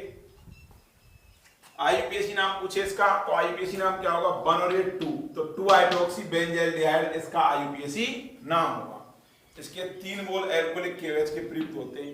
इस अभिक्रिया के दौरान मध्यवर्ती स्पीशीज के रूप में डाइक्लोरोकार्बीन बनती है। क्या बनती है? डाइक्लोरोकार्बीन इंटरमीडिएट के रूप में बनती है, मध्यवर्ती स्पीशीज के रूप में। तो मैं इसकी मैकेनिज्म लिख रहा हूं, मैकेनिज्म ऑफ राइमर-टीमान रिएक्शन। तो स्टेप फर्स्ट में क्या होगा? स्टेप फर्स्ट में इसमें होगा जनरेशन ऑफ इलेक्ट्रोफाइल इलेक्ट्रॉन स्नेह का निर्माण, जनरेशन ऑफ इलेक्ट्रोफाइल, ठीक है, इलेक्ट्रॉन स्नेह का निर्माण। ये किस प्रकार से होता है इसको बताता हूं मैं आप, कि इसमें डाइक्लोरोकार्बीन इंटरमीडिएट होगा। सबसे पहले ये क्लोरोफॉर्म है, ये KOH के साथ क्रिया हो करेगी, इसके H+ को लेगी, ये 2 इलेक्ट्रॉन छोड़ करके यहां पर जाएगा, ये Cl माइनस और ये K+ और ये H2 बाहर निकल जाएगा। इसके बाद क्या होगा? बनने वाला CCl3 माइनस है, ये स्टेप इसका RDS स्टेप होगा, ये इसका स्लो स्टेप होगा और रेट डिटरमिनिंग स्टेप होगा, वेग निर्धारक पद। इस पद के अंदर ये Cl है, इसे 2 इलेक्ट्रॉन लेकर के ये Cl माइनस के रूप में निकल जाती है और ये Cl माइनस के रूप में निकलती है, तो यहाँ पर पॉजिटिव चार्ज आएगा, पॉजिटिव और नेगेटिव ये हो जाएगा न्यूट्रल, और ये बन जाता है Cl, इसका नाम है डाइक्लोरोकार्बीन। डाइक्लोरोकार्बीन ये एक बहुत अच्छा इंटरमीडिएट है और ये होता है इलेक्ट्रोफिलिक नेचर का। इलेक्ट्रोफिलिक मतलब इलेक्ट्रोफाइल होता है, इलेक्ट्रोफिलिक नेचर का होता है। क्यों होता है इलेक्ट्रोफिलिक नेचर का? देखो इसके वैलेंसी शेल में 6 इलेक्ट्रॉन होते हैं, 2 इलेक्ट्रॉन ये रहे, 2 इसमें 4 और 2 इसमें 6, तो वैलेंसी शेल के अंदर इसका ऑक्टेट कंप्लीट नहीं होता है, 6 इलेक्ट्रॉन्स होते हैं, इलेक्ट्रॉन डेफिशिएंट स्पीशीज है। तो और ये डाइक्लोरोकार्बीन एक न्यूट्रल इलेक्ट्रोफाइल है। तो कई बार नीट के अंदर भी पूछा गया है, कई बार कॉम्पिटिटिव एग्जाम के अंदर, कि राइमर-टीमान अपक्रिया के अंदर मध्यवर्ती स्पीशीज के रूप में क्या बनता है? तो राइमर-टीमान अपक्रिया के अंदर मध्यवर्ती स्पीशीज के रूप में डाइक्लोरोकार्बीन बनती है, ठीक। अब ये बनने वाली डाइक्लोरोकार्बीन स्टेप फर्स्ट में हुआ है, ये दूसरे स्टेप के अंदर इस फिनोल के अंदर अटैक करती है, फिनोल की बेंजीन वलय पर अटैक करती है। तो स्टेप सेकंड में क्या होगा कि attacking of electrophile डाइक्लोरोकार्बीन on phenol ring. तो किस प्रकार से अटैक होगा मैं इसको बता रहा हूं। इधर ये फिनोल लिए अपन ने, ये OH, इसकी क्रिया डाइक्लोरोकार्बीन से कराऊंगा, तो ये Cl और ये इसका लोन पेयर रहा, वैलेंस शेल में 2 इलेक्ट्रॉन ये रहा। तो इसमें क्या होगा कि यहाँ पर ये H ऑलरेडी है, ये इलेक्ट्रॉन यहाँ पर सप्लाई होंगे क्योंकि ऑक्सीजन पर क्या है? लोन पेयर है। ये इलेक्ट्रॉन यहाँ पर देगा तो इलेक्ट्रॉन यहाँ पर सप्लाई होंगे। जैसे इलेक्ट्रॉन यहाँ पर सप्लाई होंगे तो इधर ये इलेक्ट्रॉन नेगेटिव चार्ज आएगा, ये इलेक्ट्रॉन यहाँ पर सप्लाई हो जाते हैं कार्बन पर, तो स्थिति क्या होगी, ये O इधर ये H2 निकल गया ऊपर है तो H2, मैं यहाँ पर इसको दिखा रहा हूँ, डबल बॉन्ड O पर पॉजिटिव चार्ज लोन पेयर गया है ना यहाँ से, देन यहाँ पर एक H ऑलरेडी है, एक H ऑलरेडी है, इस जगह पर ये H लगा दिया, ये C, ये Cl और ये Cl, ठीक, डबल बॉन्ड और ये डबल बॉन्ड, देन इसमें क्या होगा, ये इलेक्ट्रॉन्स यहाँ पर जाएंगे तो ये न्यूट्रल हो जाएगा, ठीक, तो ये न्यूट्रल कैसे हो गया, ये OH इस पर पॉजिटिव चार्ज, ये H, ये C, ये दो इलेक्ट्रॉन्स यहाँ पर, ये Cl और ये Cl डबल बॉन्ड, कोई दिक्कत, यहाँ पर ये इलेक्ट्रॉन्स चले गए, पॉजिटिव चार्ज आ गया, ये सब्स्टिट्यूटेड प्रतिस्थापी कार्बोकेटायन बन गए। अब इसके बाद में क्या होगा, ये इसके अंदर पॉजिटिव चार्ज एक इलेक्ट्रॉन डबल बॉन्ड, इसके अंदर रेजोनेंस है, तो यहाँ पर तीन रेजोनेटिंग स्ट्रक्चर बनेंगी जो आपको मैंने फ्रीडलक्राफ्ट एल्काइलेशन और फ्रीडलक्राफ्ट एसाइलेशन के अंदर बताई थी। तो यहाँ पर तीन इसकी अनुनादी संरचना बनेंगी, उसको आप लोग ड्रॉ कर लेना कॉपी के अंदर, अपनी के अंदर, फेयर कॉपी के अंदर। तो पॉजिटिव चार्ज एक बॉन्ड और डबल बॉन्ड, तो ये इलेक्ट्रॉन पॉजिटिव चार्ज की विद्युलता क्या है, अधिक होती है, क्योंकि इलेक्ट्रॉन डेफिशिएंट हो गया, इलेक्ट्रॉन डेफिशिएंट है तो इलेक्ट्रॉन अट्रैक्ट करेगा अपनी ओर, जब इलेक्ट्रॉन को अट्रैक्ट करता है, इलेक्ट्रॉन को अपनी ओर खींचेगा, तो ये इधर पाई बंद के इलेक्ट्रॉन्स इस ओर जाएंगे, तो यहाँ पर पॉजिटिव चार्ज आएगा, फिर इस पॉजिटिव की विद्युलता बढ़ जाएगी, ये इलेक्ट्रॉन्स को पाई इलेक्ट्रॉन्स को यहाँ पर खींचेगा तो पॉजिटिव चार्ज यहाँ पर आ जाएगा। तो इस प्रकार से इसकी थ्री डायरेक्टिंग स्ट्रक्चर्स बनेंगी।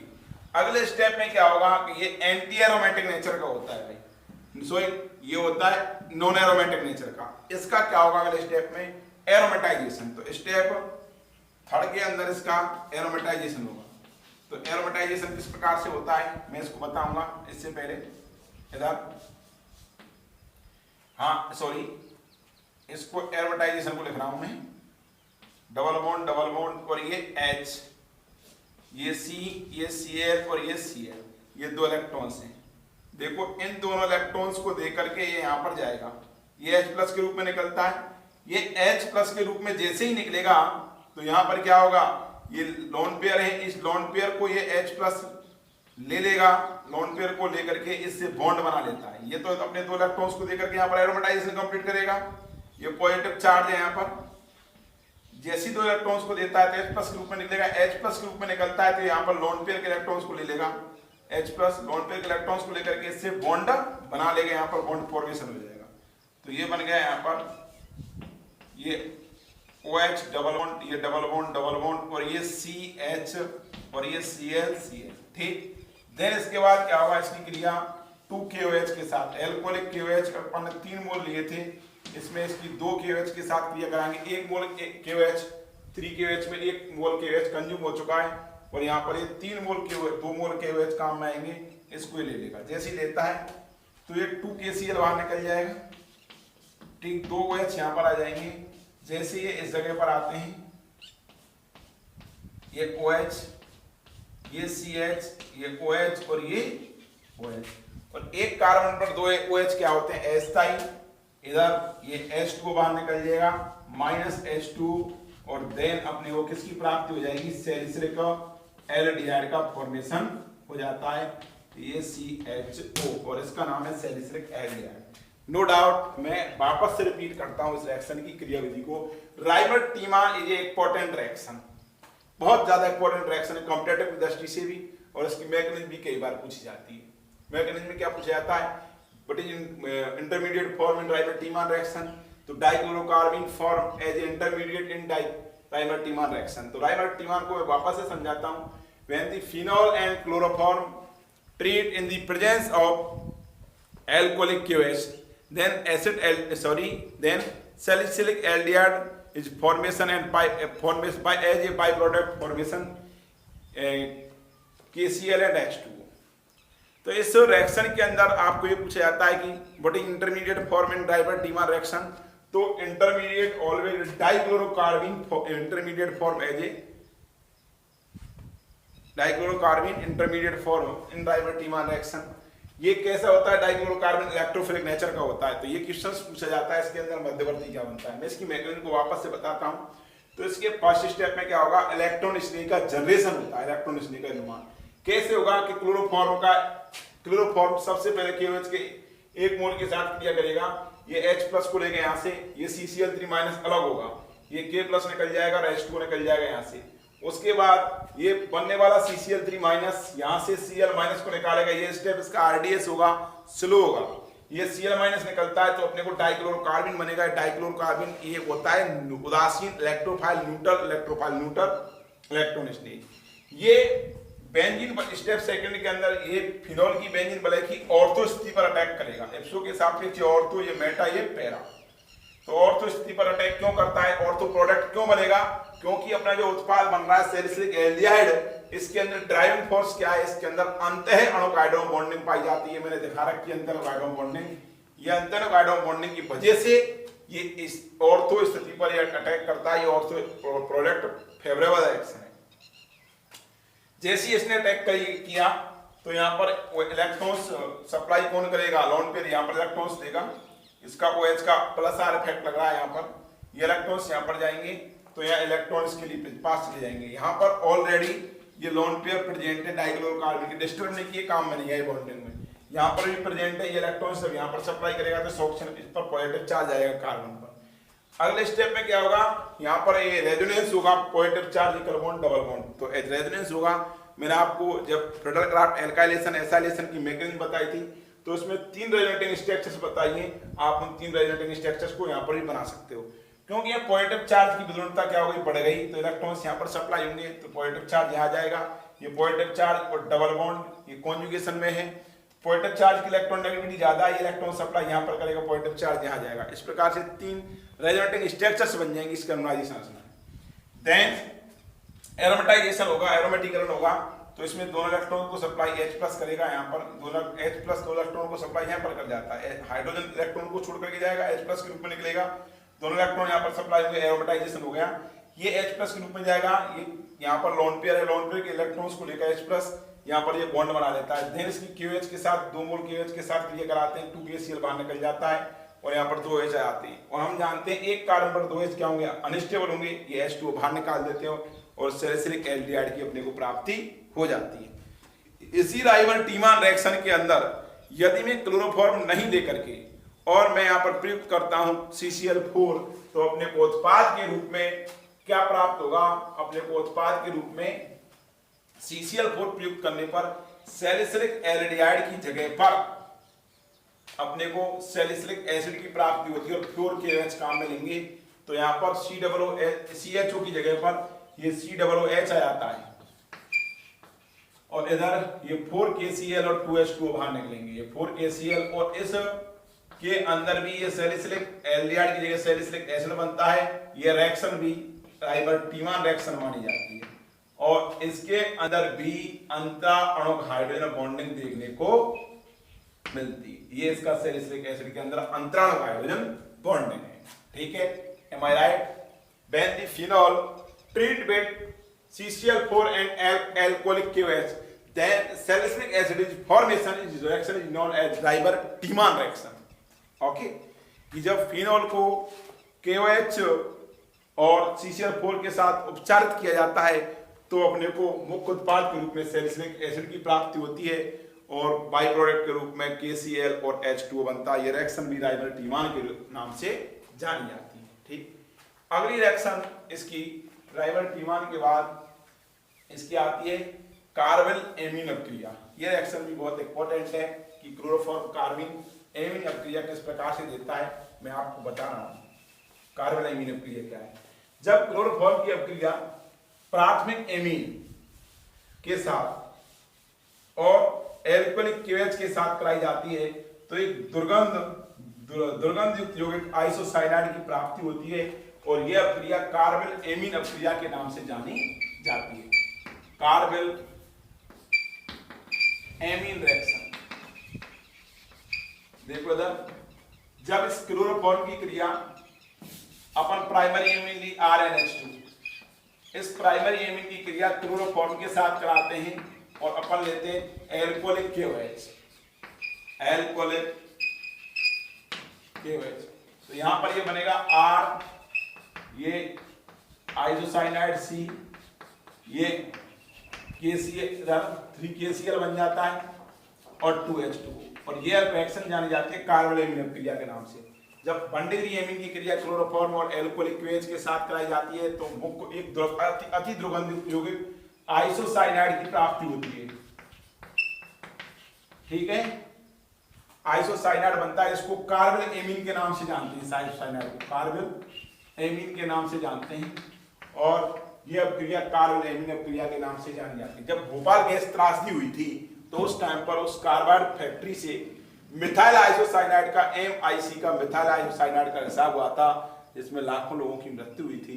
ठीक, और मिथाइल आइसोसाइनाइड का संश्लेषण भी इसी कार्बोनिल एमीन के द्वारा ही किया जाता है। यदि यहाँ पर CH3 होगा तो यहाँ पर ये CH3 हो जाता है, तो इसको बोलते हैं मिथाइल आइसोसाइनाइड, जो कि भोपाल कार्बाइड गैस फैक्ट्री से इसका रिसाव हुआ था। ठीक, इसकी मैकेनिज्म क्या है, कार्बोनिल एमीन रिएक्शन की मैं मैकेनिज्म बताता हूं। तो मैकेनिज्म इसकी कार्बोनिल एमीन रिएक्शन की बिल्कुल सेम वैसी है कैसी, इसमें भी इंटरमीडिएट के रूप में डाइक्लोरोकार्बीन ही बनती है। कैसे बनती है डाइक्लोरोकार्बीन, जब इस प्राइमरी एमीन की रिएक्शन सबसे पहले ये एल्कोहलिक QH क्लोरोफॉर्म के साथ क्रिया करके डाइक्लोरोकार्बीन बनाता है। मैंने आपको पहले ही बताया था स्टेप फर्स्ट के अंदर कि ये दिया मैंने क्लोरोफॉर्म, इस क्लोरोफॉर्म की क्रिया जब KOH के साथ कराते हैं तो K प्लस बाहर और ये H2O बाहर। कैसे जाएगा H2O, 2 इलेक्ट्रॉन्स को छोड़ करके ये H प्लस के रूप में निकलता है, ये H2O बाहर निकल जाएगा, ये Cl Cl Cl नेगेटिव। ठीक, देन क्या होगा, इसके दोनों इलेक्ट्रॉन्स को लेकर के ये Cl माइनस बाहर निकल जाता है। ये स्टेप होगा इसका RDS स्टेप, ये Cl और ये Cl, यहाँ पर लोन पेयर आ जाएंगे। RDS स्टेप होगा इसका और इसका स्लो होगा, रेट डिटरमिनिंग स्टेप होगा। ठीक, इसको ये बन जाता है डाइक्लोरोकार्बीन, डाइक्लोरोकार्बीन। और डाइक्लोरोकार्बीन ये क्या है, एज ए इंटरमीडिएट है, मध्यवर्ती स्पीशीज है। अब दूसरी स्टेप सेकंड के अंदर क्या होगा, स्टेप सेकंड के अंदर इस डाइक्लोरोकार्बीन की जो इलेक्ट्रोफाइल है ये प्राइमरी एमीन के साथ क्रिया करेगा। किस प्रकार से करता है, इधर देखो, ये लोन पेयर, इधर ये NH2, ये C Cl Cl और ये लोन पेयर है। ठीक, यहां पर रिएक्शन किस प्रकार से होगी, ये इलेक्ट्रॉन सप्लाई करेगा, इसके लिए बॉन्ड बन जाएगा। इधर ये R, ये N और ये H लिख दिया मैंने, कोई दिक्कत नहीं। यहाँ पर ये पॉजिटिव चार्ज आ गए, H, ये Cl और ये Cl, कोई दिक्कत किसी को। और ये यहाँ पर पॉजिटिव चार्ज क्यों आया है, यहाँ पर ये नेगेटिव, इधर ये लोन पे रही, ये इलेक्ट्रॉन इसने सप्लाई कर दिए, इसने नाइट्रोजन इलेक्ट्रॉन सप्लाई हुई, इस वजह से पॉजिटिव चार्ज आ गया। देन अब क्या होगा, उसके बाद इधर ये दो, इधर इसकी क्रिया कराएंगे KOH के साथ। जैसी KOH के साथ रिएक्शन कराते हैं तो ये पहला इसके H प्लस को लेगा, H प्लस को लेगा तो ये उदासीन हो जाएगा। ये H प्लस को लेगा, 2 इलेक्ट्रॉन छोड़ करके पॉजिटिव चार्ज न्यूट्रल हो जाता है, ये R, ये N, भाई इसके 2 इलेक्ट्रॉन को छोड़ करके ये H प्लस के रूप में निकलेगा, तो ये 2 इलेक्ट्रॉन को लेकर के पॉजिटिव चार्ज ये न्यूट्रल हो जाएगा, लॉन पॉजिटिव चार्ज है, ये लॉन पेयर के रूप में कन्वर्ट हो जाएगा, ये हो गया। यहाँ पर ये C, यहाँ पर ये लॉन पेयर उसका है ये डाइक्लोरोकार्बीन का, और यहाँ पर ये H, एक H निकल चुका है यहाँ से, ये निकल चुका है, ये न्यूट्रल हो गया। देन इसके बाद में क्या होगा, ये KOH माइनस H2 निकल गया बाहर और माइनस K प्लस निकल गया। क्या से निकला है कि OH माइनस ने H प्लस ले लिया, H2 बाहर निकाल दिया और K प्लस बाहर निकल गया। अगले स्टेप में क्या होगा, इधर फिर वापस से इसकी KOH के साथ क्रिया कराएंगे। तो इधर KOH के साथ क्रिया कराते हैं, तो मैं यहाँ पर लिख रहा हूँ, ये इलेक्ट्रॉन्स को, दोनों इलेक्ट्रॉन्स को सप्लाई यहाँ पर करेगा, ये Cl बाहर निकल जाएगा। तो KOH के साथ रिएक्शन कराऊंगा तो माइनस H2 बाहर निकल जाता है और प्लस K प्लस और Cl माइनस KCl बाहर निकाल देते हैं, और ये क्या हो जाएगा, ये R, ये N, ये लोन पेयर, ये डबल बॉन्ड आ चुका है और कार्बन पर लोन पेयर है, तो इधर ये एक Cl रह गया, ये एक Cl ये रहा, ठीक, ये डबल बॉन्ड बन चुका है। ओके, नेक्स्ट अगले स्टेप में क्या होगा कि ये इलेक्ट्रॉन सप्लाई करेगा यहां पर कंप्लीटली, ये Cl दोनों इलेक्ट्रॉन्स को लेकर के निकल जाएगा Cl माइनस के रूप में बाहर, ये Cl माइनस ये यहाँ पर जो K प्लस निकला है उस K प्लस के साथ कंबाइंड होकर के KCl के रूप में बाहर निकल जाती है, ठीक। इधर ये R, ये N, इधर ये कोऑर्डिनेशन बॉन्ड, ये डबल बॉन्ड और ये C और यहाँ पर ये लोन पेयर, कोई दिक्कत? तो कार्बन की बैलेंस, इससे आइसोसाइनाइड बन गया, इसका नाम है आइसोसाइनाइड। तो इधर इस आइसोसाइनाइड के अंदर अगर बैलेंस चेक करें, नाइट्रोजन की बैलेंस कितनी होती है? 5 होती है। तो वन बॉन्ड यहाँ पर कोवेलेंट बॉन्ड के अंदर, सॉरी वन बॉन्ड तो कोवेलेंट बॉन्ड के अंदर वन इलेक्ट्रॉन यहाँ पर, वन यहाँ पर 2, वन यहाँ पर 3 और 2 इलेक्ट्रॉन उस कोऑर्डिनेशन बॉन्ड के ऑब्सेसिव बंध के, तो कितने हो गए? 1 2 3 और 2 5, ठीक। इधर कार्बन की बैलेंस एक चेक करते हैं, 4 होती है, तो एक इलेक्ट्रॉन ये रहा, एक इलेक्ट्रॉन ये रहा, 2 इलेक्ट्रॉन, तीसरा और एक चौथा, तो कार्बन की बैलेंस भी कितनी है? 4। तो आइसोसाइनाइड के अंदर कार्बन पर लोन पेयर पाया जाता है, नो डाउट। मैं वापस से इसकी मैकेनिज्म को रिपीट करता हूं कार्बोनिल रिएक्शन की को, कि इधर क्लोरोफॉर्म KOH के साथ क्रिया करके डाइक्लोरोकार्बीन बना लेगा, जो कि राइमर-टीमान में भी बनी थी। तो डाइक्लोरोकार्बीन राइमर-टीमान के अंदर भी इंटरमीडिएट है और इधर इसके अंदर कार्बोनिल के अंदर भी इंटरमीडिएट है, मध्यवर्ती स्पीशीज। ये न्यूक्लियोफाइल होगा, ये न्यूक्लियोफाइल और ये इलेक्ट्रोफाइल होगा। इस इलेक्ट्रोफाइल में लोन पेयर इलेक्ट्रॉन सप्लाई डाइक्लोरोकार्बीन के वैलेंसी शेल में करेगा और यहाँ पर जो एम्प्टी है कार्बन के पास, एम्प्टी कक्षक है, खाली कक्षक है, p ऑर्बिटल, इसमें इसने इलेक्ट्रॉन सप्लाई कर दिए और ये बॉन्ड बना दिया कोवेलेंट बॉन्ड, सॉरी ऑब्सेसिव नहीं, सेसिव एक बंध बना लिया। यहाँ पर इसने बंध बना लिया, नाइट्रोजन पर पॉजिटिव चार्ज आ गया, इलेक्ट्रॉन्स की कमी हुई है। उसके बाद क्या होगा? इसकी KOH के साथ क्रिया होगी, तो ये इलेक्ट्रॉन, दोनों इलेक्ट्रॉन छोड़ करके H प्लस निकलेगा, H प्लस और वो H माइनस H2 बाहर निकल जाता है और K प्लस निकल जाएगा। ये नाइट्रोजन 2 इलेक्ट्रॉन्स को लेकर के न्यूट्रल हो जाएगा। देन इसकी KOH के साथ क्रिया कराएंगे, तो KOH H प्लस लेगा, ये 2 इलेक्ट्रॉन को छोड़ेगा, 2 इलेक्ट्रॉन सप्लाई यहाँ पर होंगे, Cl निकल जाएगा, Cl K प्लस के साथ KCl के रूप में बाहर निकल जाता है, H प्लस वो H से क्रिया करके H2 बाहर निकाल देता है, तो स्थिति ये बन जाती है। यहाँ पर इसके लोन पेयर रहेंगे। अब ये लोन पेयर के इलेक्ट्रॉन्स को नाइट्रोजन अपने सप्लाई करता है, ये Cl माइनस के रूप में बाहर निकलता है, निकलने वाला Cl माइनस K प्लस के साथ क्रिया करके KCl बाहर निकाल देता है और अपने को आइसोसाइनाइड की प्राप्ति हो जाती है। ये इसकी अभिक्रिया की क्रियाविधि पूर्ण होती है। यदि मैं कार्बोनिल अभिक्रिया के अंदर यहाँ पर अगर मैं एथाइल लेता हूँ, मिथाइल लेता हूँ, तो ये क्या बनेगा? मेथिलामीन से बनता है मिथाइल आइसोसाइनाइड। अगर मैं यहाँ पर फेनल लूंगा, फेनल समूह लेता हूँ C6H5, तो यहाँ पर क्या बनेगा? फेनल आइसोसाइनाइड, ठीक। यहाँ पर ये C6H5 ले लिया मैंने, एनिलीन, इसका C6H5 लेने पर एनिलीन लेता हूँ, तो यहाँ पर बनेगा फेनल आइसोसाइनाइड, ठीक है, C6H5, ठीक। और आइसोसाइनाइड एक अति दुर्गंध युक्त यौगिक माना जाता है। इस प्रकार से कार्बोनिल एमीन अभिक्रिया के द्वारा प्राथमिक और द्वितीयक एमीन विभेद कर लिया जाता है। प्राथमिक एमीन कार्बोनिल एमीन अभिक्रिया देती है, जबकि द्वितीयक एमीन कार्बोनिल एमीन अभिक्रिया नहीं देती है। ये इसको कार्बोनिल एमीन को हाफमान कार्बोनिल एमीन अभिक्रिया भी कहते हैं। ये इसका सिल्वर के साथ हो गई। नेक्स्ट रिएक्शन इसकी आती है, इसकी क्लोरीनीकरण, किसका? इसका क्लोरोफॉर्म का। तो क्लोरोफॉर्म का सूर्य के प्रकाश की उपस्थिति में जब क्लोरीनीकरण कराते हैं तो CCl4 कार्बन टेट्राक्लोराइड का संश्लेषण होता है। मैं बता रहा हूं यहां पर, इधर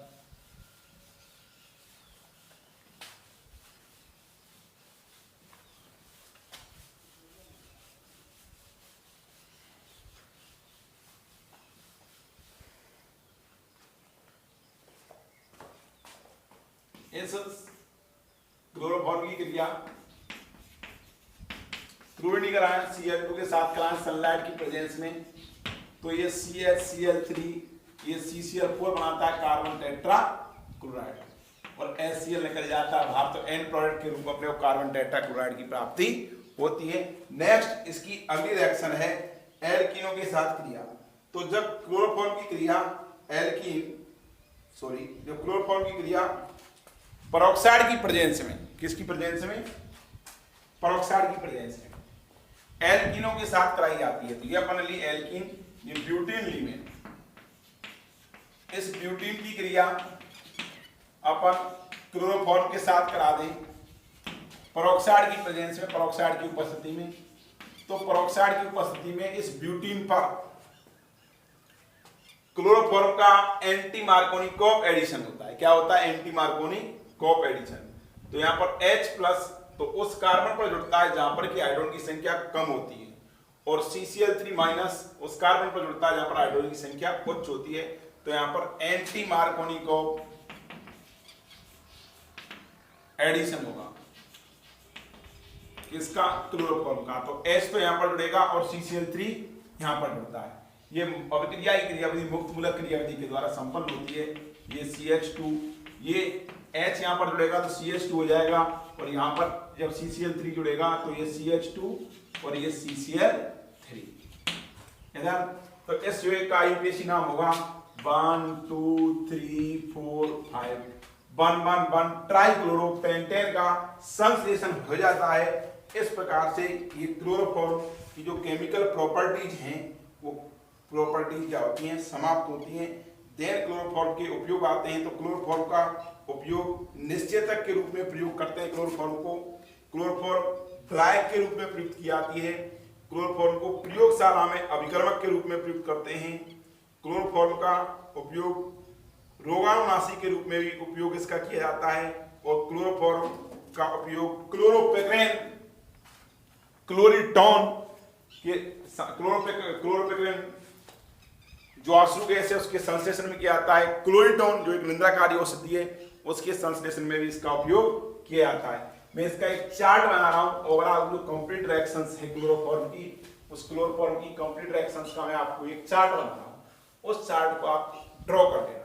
ठीक, चार्ट क्या है? ये चार्ट है इसका। ये मैंने लिया CHCl3। इसकी कौन कौन सी केमिकल्स रिएक्शंस हैं उसके बारे में बताता हूं। सबसे पहले आता है इसका ऑक्सीकरण। तो इसकी ऑक्सीजन और सूर्य के प्रकाश की उपस्थिति में क्रिया कराते हैं तो एक विषैली गैस फॉस्जीन बनती है इधर, और बाय प्रोडक्ट के रूप में HCl निकलता है। बनने वाली फॉस्जीन गैस की विषाक्तता को दूर करने के लिए विषैली गैस फॉस्जीन होती है।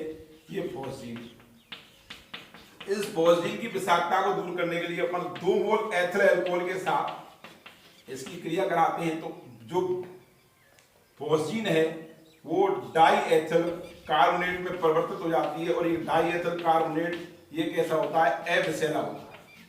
ये डाई एथिल कार्बोनेट ये कैसा होता है? अविषैला। ठीक, ये होता है नॉन टॉक्सिक अविषैला। जो अशुद्ध क्लोरोफॉर्म होती है उसके अंदर, शुद्ध क्लोरोफॉर्म के अंदर AgNO3 डालने पर कोई अभिक्रिया नहीं होती है, जबकि अशुद्ध क्लोरोफॉर्म होती है तो उसके अंदर HCl की इंप्योरिटी पाई जाती है। तो इसकी अशुद्ध क्लोरोफॉर्म के अंदर AgNO3 डालने पर, अशुद्ध क्लोरोफॉर्म के अंदर AgNO3 डालते हैं अपन तो अपने को AgCl का वाइट PPT आता है जो कि क्लोरोफॉर्म की शुद्धता का परीक्षण करता है। इसका वाइट PPT किसकी वजह से आता है? प्रेसिपिटेट की उसके अंदर HCl की इंप्योरिटी पाई जाती है कि इसमें जो ऑक्सीकृत होकर के फॉस्जीन और क्या बना जाती है? HCl। तो फॉस्जीन को इसको क्लोरोफॉर्म को ऑक्सीकृत होने से बचाने के लिए अपन कांच की रंगीन बोतलों के अंदर ऊपर तक भर करके एयरटाइट ढक्कन में रख करके इसको अंधेरे कमरे में रखते हैं। देन इसकी दूसरी रिएक्शन आती है सिल्वर धातु के साथ। सिल्वर धातु के साथ कराते हैं तो ऐसे इसके 2 मोल काम आएंगे और अपने को एसिटिलीन का संश्लेषण होता है। ठीक, इसका नाम है एसिटिलीन, और बाय प्रोडक्ट के रूप में AgCl बाहर निकल जाती है। ठीक, इसकी अगली रिएक्शन आती है Cl2 और सनलाइट की प्रेजेंस में ये CCl4 बनाता है, कार्बन टेट्राक्लोराइड, बाय प्रोडक्ट के रूप में HCl बाहर निकल जाता है। देन इसका अगला रिएक्शन आता है अपचयन। जब इसका अपचयन ZnHCl के साथ कराते हैं तो अपने को डाइक्लोरोमेथेन बनता है CH2Cl2, और बाय प्रोडक्ट के रूप में HCl निकलता है। देन इसका अगला अपचय लेते हैं अपन जिंक और भाप लेते हैं। जिंक और भाप से कराते हैं तो मेथेन गैस का संश्लेषण होता है इसका अपचयन इसके साथ कराने पर। नेक्स्ट इसकी रिएक्शन आती है कंसंट्रेट HNO3 के साथ। जब इसकी कंसंट्रेट HNO3 के साथ रिएक्शन कराते हैं क्लोरोफॉर्म की, तो अपने को ये क्लोरोपेक्रिन का संश्लेषण होता है CCl3, ये NO2, जिसको कि क्लोरोपेक्रिन को बोलते हैं अपन अश्रु गैस। अश्रु गैस, ये अश्रु गैस के नाम से भी जानी जाती है। ठीक, इसका ये H और इसका OH माइनस कंसंट्रेट HNO3 का, कंसंट्रेट HNO3 की स्ट्रक्चर ये होती है N डबल बॉन्ड O और ये O। जब इसकी क्रिया अपन फिनॉल के साथ, इधर ये फिनॉल लिया और इसकी क्रिया एल्कोहलिक 3 मोल एल्कोहलिक KOH के साथ कराएंगे, ये कैसा होगा, एल्कोहलिक। ठीक है, तो इसमें अपने को किसका संश्लेषण होगा, फिनॉल और एल्कोहलिक KOH के साथ कराने पर अपने को संश्लेषण होगा इधर सैलिसिलिक एल्डिहाइड का। और सैलिसिलिक एल्डिहाइड कैसा होता है, इसके अंदर अंतर अणु हाइड्रोजन बॉन्डिंग पाई जाती है, ये सैलिसिलिक एल्डिहाइड का संश्लेषण हो जाता है। अगर इसकी जगह पर इसमें इंटरमीडिएट क्या बनता है, डाइक्लोरोकार्बन, अभी बताई थी मैंने। यदि इसकी जगह पर अपन यहाँ फिनॉल लें और इधर अपन क्लोरोफॉर्म की जगह पर CCl4 लेते हैं, क्लोरोफॉर्म की जगह पर अपन CCl4 लेते हैं और 4 KOH युक्त करेंगे, तो क्या बनेगा, अपने को सैलिसिलिक एसिड की जगह एल्डिहाइड की जगह पर क्या बनता है, ये सैलिसिलिक एसिड बनता है, इसका नाम है सैलिसिलिक एसिड। और ये रिएक्शन जानी जाती है राइमर टीमान के नाम से, राइमर टीमान रिएक्शन के नाम से जानी जाती है। ठीक, नेक्स्ट रिएक्शन है इसकी कार्बन एमीन अपक्रिया। तो कार्बन एमीन अपक्रिया क्या होगा, इसकी क्लोरोफॉर्म की क्रिया KOH के साथ कराएंगे और बंडली एमीन RNH2 के साथ कराते हैं, तो अपने को आइसोसाइनाइड का संश्लेषण होता है। इस अपक्रिया के अंदर भी इंटरमीडिएट क्या बनता है भाई, डाइक्लोरोकार्बन, और इधर KCl बाहर, 3KCl बाहर, इधर 2H2O बाहर निकल जाता है, ये आइसोसाइनाइड बनता है। ठीक, नेक्स्ट मैं इसकी रिएक्शन कराता हूं, वो है इसकी पेरोक्साइड की प्रेजेंस में। अगर मैं इसकी एल्कीन के साथ क्रिया करा दूं, मैं कोई भी एल्कीन ले लूं, RCH डबल बॉन्ड CH2, और पेरोक्साइड की प्रेजेंस में रिएक्शन कराता हूं, तो एल्कीन पर पेरोक्साइड की उपस्थिति में एंटी मार्कोनिकोव एडिशन होता है, ये H यहाँ पर और ये CH2 और ये CCl3, इस जगह पर एंटी मार्कोनिकोव एडिशन होता है और अब क्रियाविधि मुक्त मूलक क्रियाविधि के द्वारा संपन्न होती है। इस प्रकार से आपका ये क्लोरोफॉर्म कंप्लीट होता है। ठीक, नेक्स्ट अपन पढ़ेंगे इसका आयोडोफॉर्म। देखो अगला है आयोडोफॉर्म। आयोडोफॉर्म में सबसे पहले पढ़ते हैं आयोडोफॉर्म संश्लेषण का। आयोडोफॉर्म का अनुसूत्र क्या होता है, CH3। तो इसकी आती है पहले लेबोरेटरी मेथड, प्रयोगशाला विधि।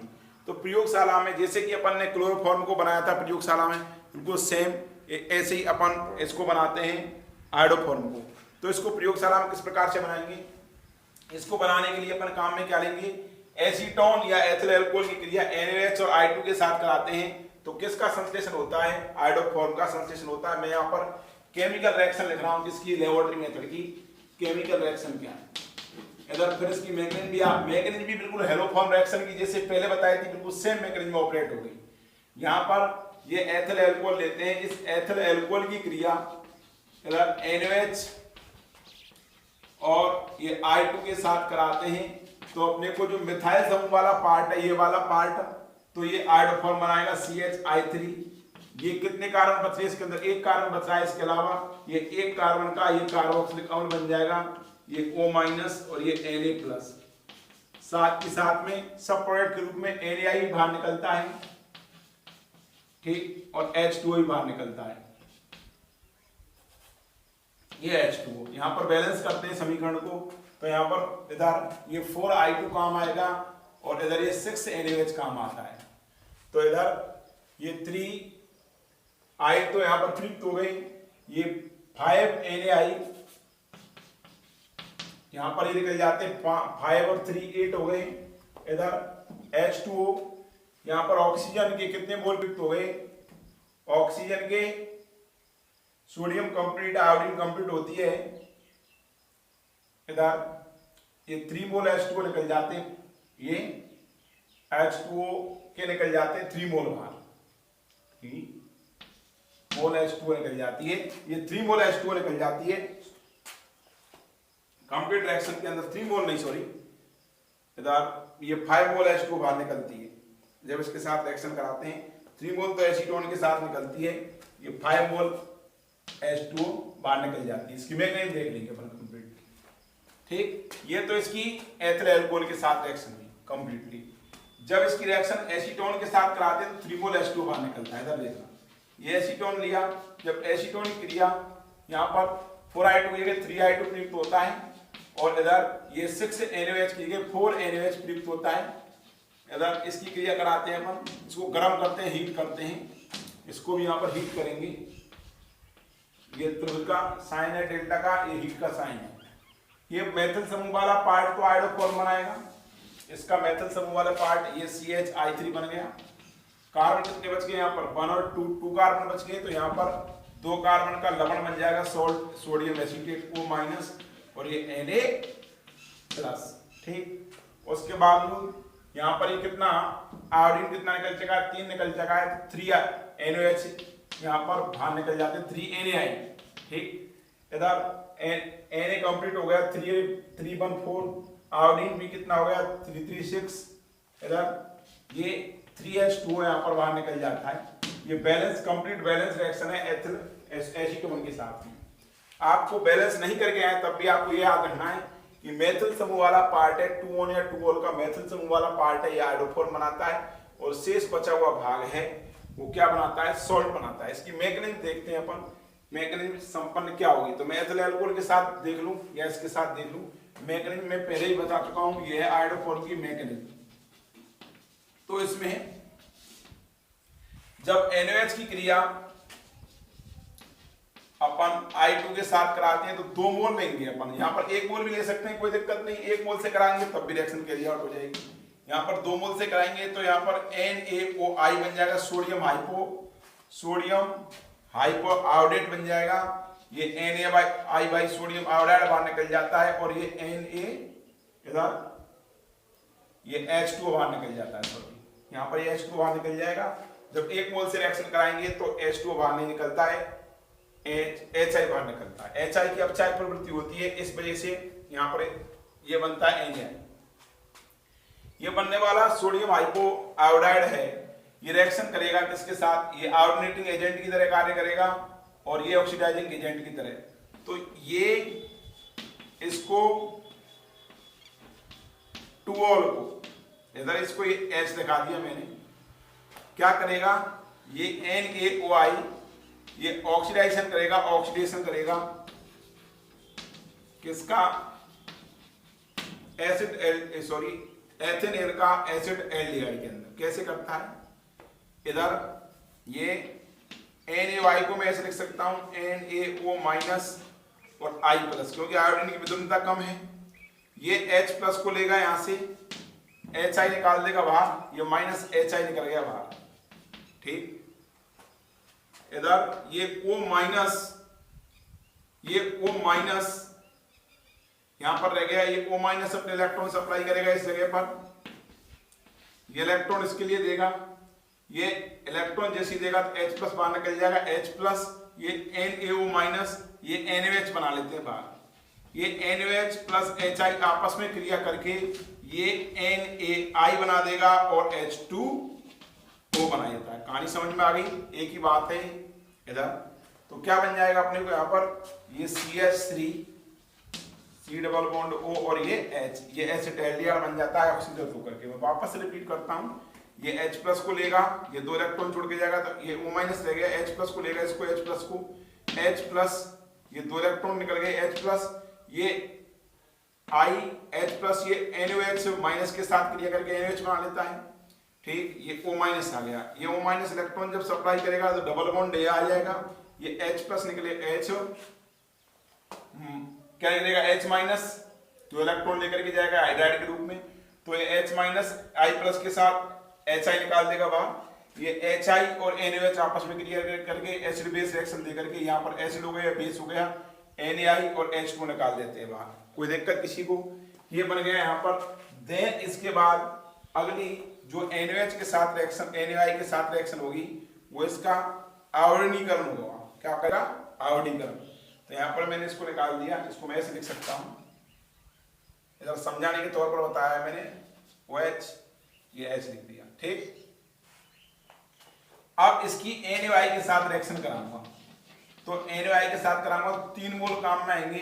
तो यहाँ पर इसके अल्फा हाइड्रोजनों का आयोडीन से प्रतिस्थापन होगा 3, इधर ये H3, यहाँ आयोडीन तो 3 आ जाएंगे, CI3 बन जाएगा और डबल बॉन्ड O और ये H, इधर ये 3 NaOH निकल जाते हैं बाहर, ये होगा आयोडोल, आयोडल हो गया है। ठीक है, 1,1,1,3 आयोडो एथेनल। अब इसके बाद इसकी रिएक्शन कराएंगे अपन NaOH के साथ में। तो जब NaOH के साथ रिएक्शन कराते हैं तो OH माइनस अटैक यहाँ पर करेगा, ये इलेक्ट्रॉन सप्लाई यहाँ पर होंगे, जैसे यहाँ पर इलेक्ट्रॉन सप्लाई होंगे तो Na प्लस निकल गया बाहर। ठीक, ये CCl CI3,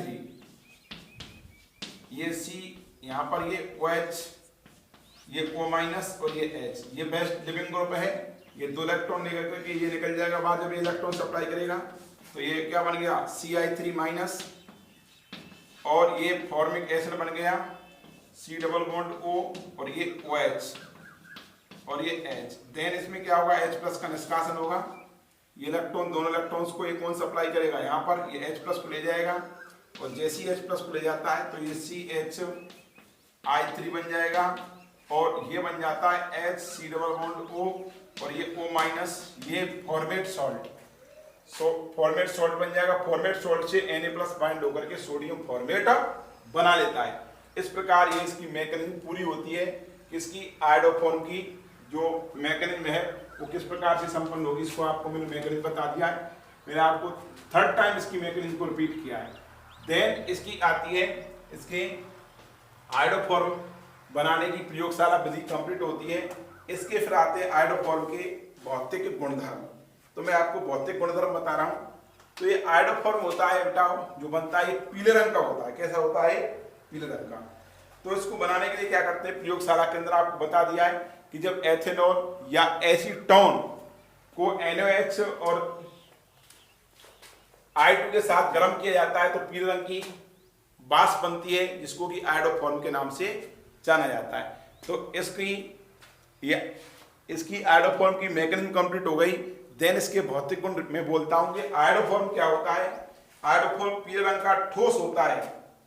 ये आयोडोफॉर्म है वो जल में एबल है, लेकिन एल्कोहल के अंदर और ईथर के अंदर और क्लोरोफॉर्म के अंदर विलय होता है।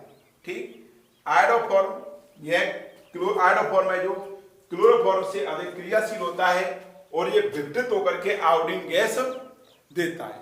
ये आयोडोफॉर्म है, क्लोरोफॉर्म से मोर रिएक्टिव होता है और विघटित होकर के आयोडीन गैस मुक्त करता है। और आयोडोफॉर्म के गलनांक की मैं बात करूं तो आयोडोफॉर्म का गलनांक 392 केल्विन होता है। आयोडोफॉर्म का गलनांक कितना होता है, 392 केल्विन। देन आयोडोफॉर्म के ये केमिकल प्रॉपर्टीज पर चलता हूं मैं। इसके भौतिक गुणधर्म हो गए कि आयोडोफॉर्म की केमिकल प्रॉपर्टीज क्या है। इधर देखो, मैं आयोडोफॉर्म की केमिकल प्रॉपर्टी बताता हूं। तो जो अपन ने क्लोरोफॉर्म की केमिकल प्रॉपर्टीज पढ़ी थी, बिल्कुल सेम आयोडोफॉर्म की केमिकल प्रॉपर्टीज वही होती हैं जो कि क्लोरोफॉर्म की पढ़ी थी। ये जो क्लोरोफॉर्म रासायनिक अभिक्रियाएं देगा वैसी की वैसी आयोडोफॉर्म देता है, लेकिन आयोडोफॉर्म राइमर-टीमान रिएक्शन नहीं देता है। तो मैं क्या लगाऊं, chemical property of iodoform. Property of iodoform CHI3। इसमें देखना ये CHI3 लिया, इसकी क्रिया अपन सिल्वर धातु के साथ कराएं। 2 मोल Ag के साथ कराते हैं इसकी, 6 मोल Ag के साथ आयोडोफॉर्म की। तो ये CH ट्रिपल बॉन्ड CH ये बनेगा। ठीक, एसिटिलीन बनती है और AgI बाहर निकल जाता है, 6 AgI बाहर निकल जाता है। जब इसका अपन अपचयन कराते हैं, ठीक, तो क्या बनता है, डाइआयोडोमेथेन। डाइआयोडोमेथेन बनती है, ये HI निकल जाता है बाहर। जब इसका अपन क्षारीय जलपटन कराते हैं 3KOH के साथ में, तो क्षारीय जलपटन कराने पर फॉर्मिक अम्ल देगा ये। इधर 3 क्या ही निकल जाता है बाहर, और 1 मोल H2। जैसे कि क्लोरोफॉर्म का अपन क्षारीय विलपन कराते हैं तो फॉर्मिक अम्ल बनता है, वैसे ही यहाँ बनता है। जब आयोडोफॉर्म की क्रिया अपन 1 डिग्री एमीन और एल्कोहलिक KOH के साथ कराते हैं तो वहां पर कार्बोनिल अपक्रिया होती थी, यहाँ पर भी कार्बोनिल अपक्रिया होगी और आइसोसाइनाइड का संश्लेषण होता है। ये आइसोसाइनाइड बन गया और ये 3KI बाहर निकल जाता है और 2H2। जब इसको गर्म करते हैं, इसको आयोडोफॉर्म को, तो पीले रंग की, बैंगनी रंग की वाष्प बनती है आयोडोफॉर्म की, बैंगनी वाष्प। और बैंगनी वाष्प में क्या मुक्त होता है? आयोडीन गैस मुक्त होती है। ठीक, इसके बाद जब इसके अंदर AgNO3 डालते हैं आयोडोफॉर्म के अंदर, तो आयोडोफॉर्म के अंदर AgNO3 डालने पर AgI का पीला अवक्षेप आता है, येलो PPT। क्यों? क्योंकि ये आयोडोफॉर्म विघटित होकर के आयोडीन गैस देती रहती है, वो रिएक्टिव होती है, इसी वजह से AgI का पीला अवक्षेप, पीला येलो PPT अपने को आयोडोफॉर्म की प्राप्त होती है। तो आयोडोफॉर्म कार्बोनिल एमीन अपक्रिया भी देता है। इधर इसको सिल्वर धातु के साथ गर्म करने पर सिल्वर धातु के साथ क्रिया कराते हैं तो एसिटिलीन भी देता है क्लोरोफॉर्म के समान। इसको गर्म करने पर आयोडीन गैस भी मुक्त करता है और इसका जल अपघटन कराने पर फॉर्मिक अम्ल देता है और इसकी अपचयन कराने पर डायआयोडो मेथेन बनती है। ये इसके आयोडोफॉर्म की केमिकल्स प्रॉपर्टी है कुछ जो समाप्त होती हैं। नेक्स्ट अपन इसके आयोडोफॉर्म के उपयोग के बारे में चर्चा करेंगे। तो आयोडोफॉर्म क्या होता है कि आयोडोफॉर्म गर्म करने पर आयोडीन गैस मुक्त करता है। या आयोडीन मुक्त करने के कारण इसको आयोडीन की जो होती है वो एंटीसेप्टिक नेचर होती है, तो ये आयोडोफॉर्म एंटीसेप्टिक के रूप में प्रयुक्त किया जाता है और ये रोगाणुनाशक भी होता है। कौन? आयोडोफॉर्म। जो अपना जो नेक्स्ट वीडियो लेक्चर होगा 12 वो होगा कार्बन टेट्रा क्लोराइड के ऊपर। ठीक, तो ये आयोडोफॉर्म अपना कंप्लीट होता है। नेक्स्ट अपना कार्बन टेट्रा क्लोराइड है। तो कार्बन टेट्रा क्लोराइड को अपन पायरीन के नाम से भी जानते हैं, इसका व्यापारिक नाम क्या होता है? पायरीन। ठीक, कार्बन टेट्रा क्लोराइड की मेथड ऑफ प्रिपरेशन की बात करूं तो कार्बन टेट्रा क्लोराइड को किस प्रकार से बनाते हैं, तो इसकी मेथड ऑफ प्रिपरेशन मैं बताऊं, इसका IUPAC नाम बताता हूं उससे पूर्व। कार्बन टेट्रा क्लोराइड का जो IUPAC नाम होता है वो होता है टेट्राक्लोरोमेथेन। एक कार्बन है इसके अंदर, तो इसका IUPAC नाम हुआ टेट्राक्लोरोमेथेन। व्यापारिक नाम, कॉमर्शियल नाम इसका पायरीन होता है और सामान्य नाम कार्बन टेट्रा क्लोराइड होता है। ठीक, IUPAC नाम टेट्राक्लोरोमेथेन होता है। इसके बनाने की विधि आती है तो पहली आती है क्लोरीनीकरण से। किसके क्लोरीनीकरण से? क्लोरोफॉर्म के क्लोरीनीकरण से। जब क्लोरोफॉर्म की क्रिया सूर्य के प्रकाश की उपस्थिति में अपन Cl2 के साथ कराते हैं तो CCl4 कार्बन टेट्रा क्लोराइड बनता है और HCl निष्कासित होता है, पहली विधि। दूसरी आती है इसकी कार्बन डाइसल्फाइड के क्लोरीनीकरण से। कार्बन डाइसल्फाइड के क्लोरीनीकरण से। तो कार्बन डाइसल्फाइड ये लिया अपन ने, इस कार्बन डाइसल्फाइड की क्रिया अपन कराते हैं क्लोरीन के साथ AlCl3 की प्रेजेंस में, लुईस अम्ल AlCl3 की प्रेजेंस में। तो ये बनता है कार्बन टेट्रा क्लोराइड CCl4 और साथ ही साथ सल्फर मोनोक्लोराइड बाहर निकलता है। ये बनता है सल्फर मोनोक्लोराइड। निकलने वाला सल्फर मोनोक्लोराइड है, ये सल्फर मोनोक्लोराइड फिर फर्दर कार्बन डाइसल्फाइड के साथ सल्फर मोनोक्लोराइड क्रिया कर जाता है H2Cl2। ये सल्फर मोनोक्लोराइड कार्बन डाइसल्फाइड के साथ क्रिया कर करके ये बनाता है CCl4 और अपने को ये 6 सल्फर की प्राप्ति हो जाती है। तो कार्बन डाइसल्फाइड का क्लोरीनीकरण कराने पर कार्बन टेट्रा क्लोराइड बनता है और सल्फर मोनोक्लोराइड बनता है। बनने वाला सल्फर मोनोक्लोराइड है ये फर्दर कार्बन डाइसल्फाइड के साथ क्रिया करके ये CCl4 देता है। इस प्रकार से कार्बन डाइसल्फाइड के क्लोरीनीकरण से अपन कार्बन टेट्रा क्लोराइड का संश्लेषण कर देते हैं। देन इसकी कार्बन टेट्रा क्लोराइड की फिजिकल प्रॉपर्टी आती है, इसके भौतिक गुणधर्म। तो इसके भौतिक गुणधर्म मैं आपके लिए बोल रहा हूं कि कार्बन टेट्रा क्लोराइड रंगहीन होता है, कलरलेस, मधुकर गंध युक्त द्रव होता है। इसकी गंध कैसी होती है, मधुकर होती है, मीठी गंध होती है, मीठी गंध वाला वाष्पशील द्रव होता है। कार्बन टेट्राक्लोराइड कैसा होता है, अध्रुवीय होता है।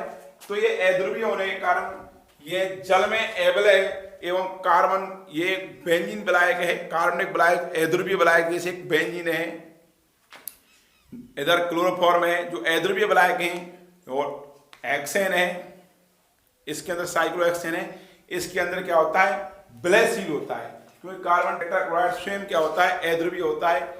इस वजह से ये अध्रुवीय विलायकों के अंदर विलयशील होता है और जल में अवलय होता है। अध्रुवीय विलायक, कार्बनिक अध्रुवीय विलायक या कार्बनिक विलायक जैसे एल्कोहल है, ईथर है, बेंजीन है, इधर साइक्लोहेक्सेन है इत्यादि में विलयशील होता है। ये एक अज्वलनशील द्रव होता है।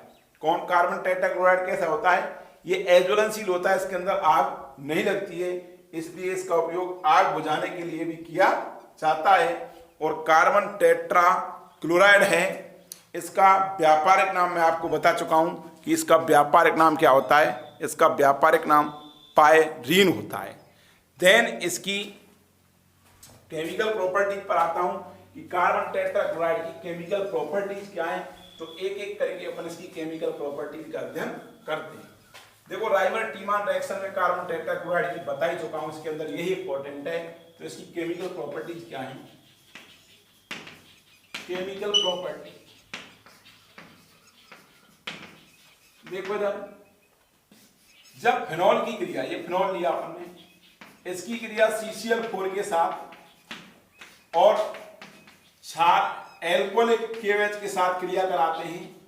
जब फिनॉल की क्रिया कार्बन टेट्राक्लोराइड और एल्कोहलिक KOH के साथ कराते हैं तो सैलिसिलिक एसिड का संश्लेषण होता है, ये बन गया सैलिसिलिक एसिड।